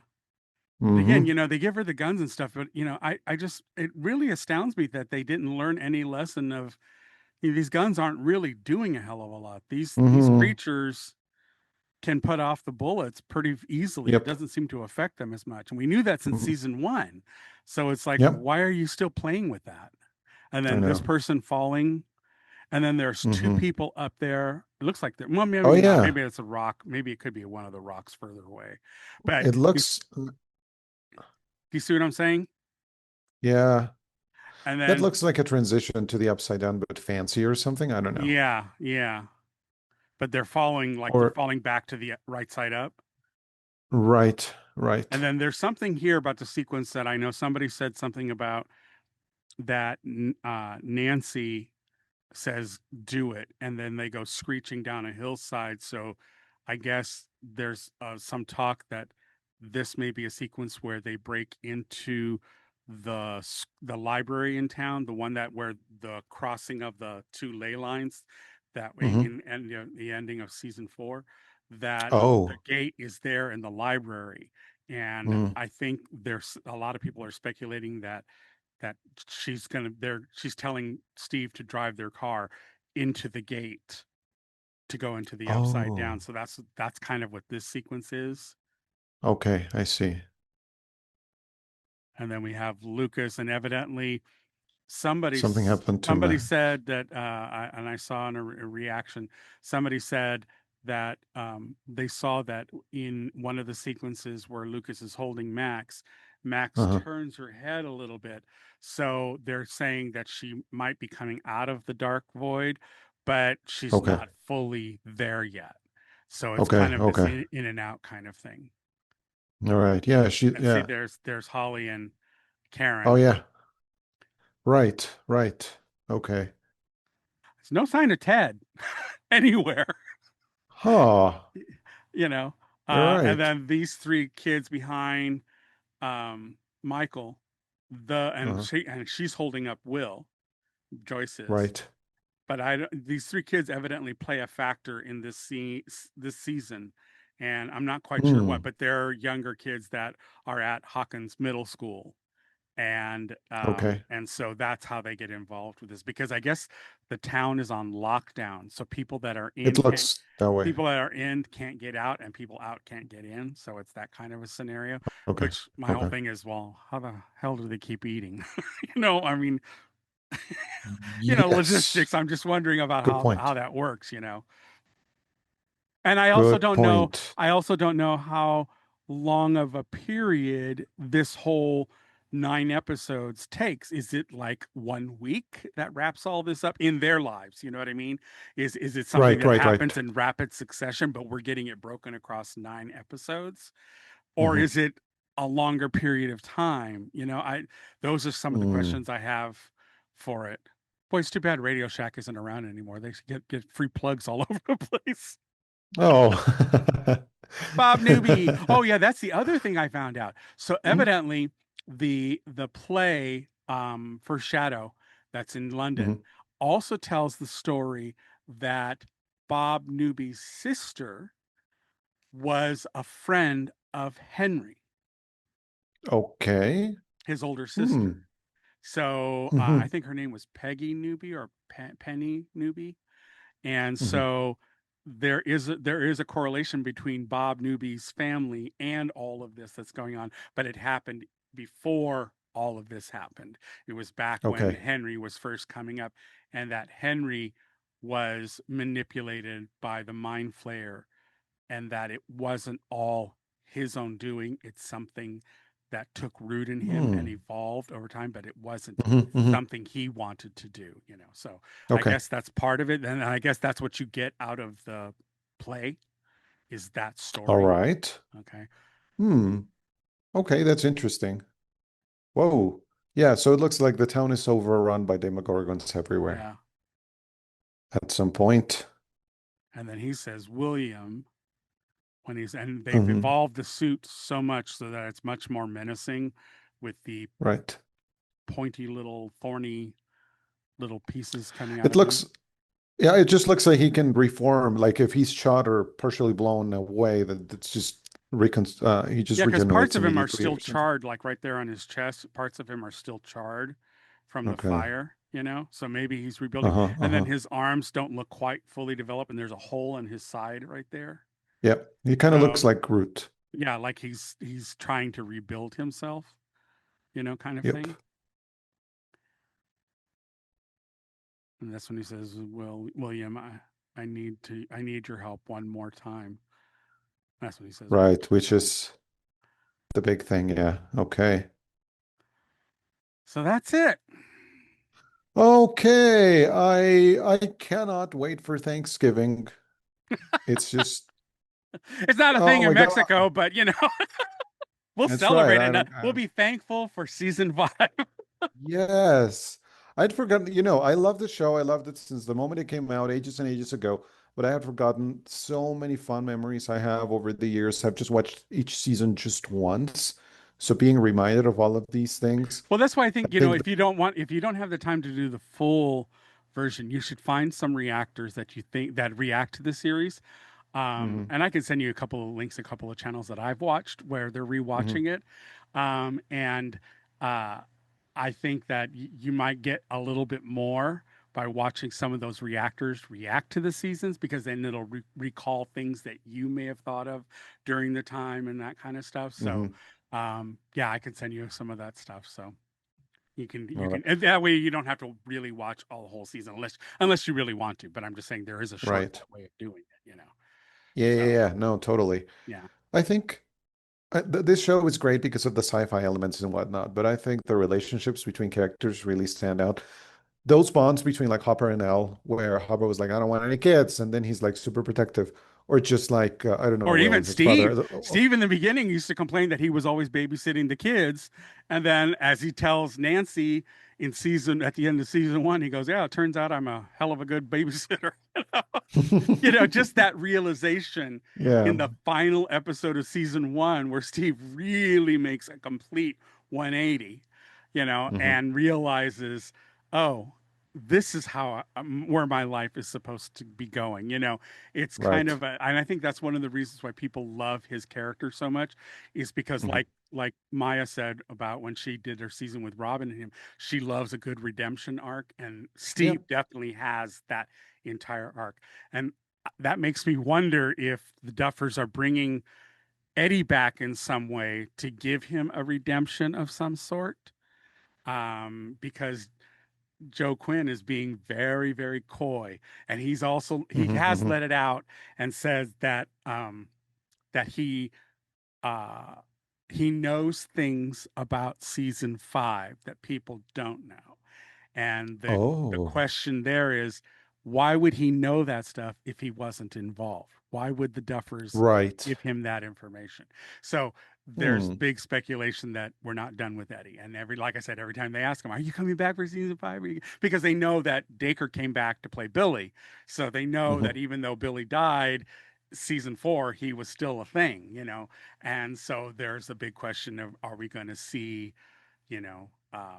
Eddie back in some form? And so, maybe there's a upside down version of him that still exists, or you know what I mean. So it's kind of an interesting way to look at it. So we'll see. I mean, All right. what do you guys think? Let us know down in the comments. Like, subscribe, do all the things, help us keep the lights on and keep everything running at buymeacoffee.com/ropepodcast, at patreon.com/ropepodcast. And also the easiest way is to just do 99 cents a month. Just throw us less than $1 every month by joining our YouTube memberships. I've got 4 of our series already posted up there. I'm working on the 5th one with all of the episodes that we've done, and they're going up there in watch along format. So we give you the first minute and then we fade that out, and then you can just kind of sync up with your version of it and watch along with us, like on your smart device or whatever.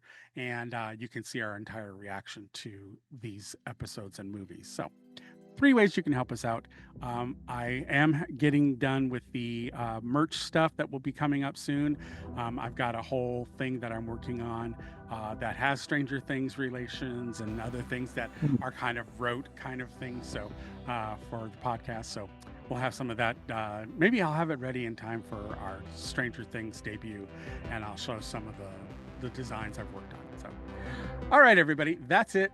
Keep making those memories with found family and friends, and Albert and I will see you again real soon. Take care. Bye. Bye. There's going to be a Heartstopper movie. Oh, wait, you kind of mentioned that instead of a season, we're going to get like a movie. Okay. So we'll get a Charlie Way again soon. Nice. Anyways, bye, guys. Bye.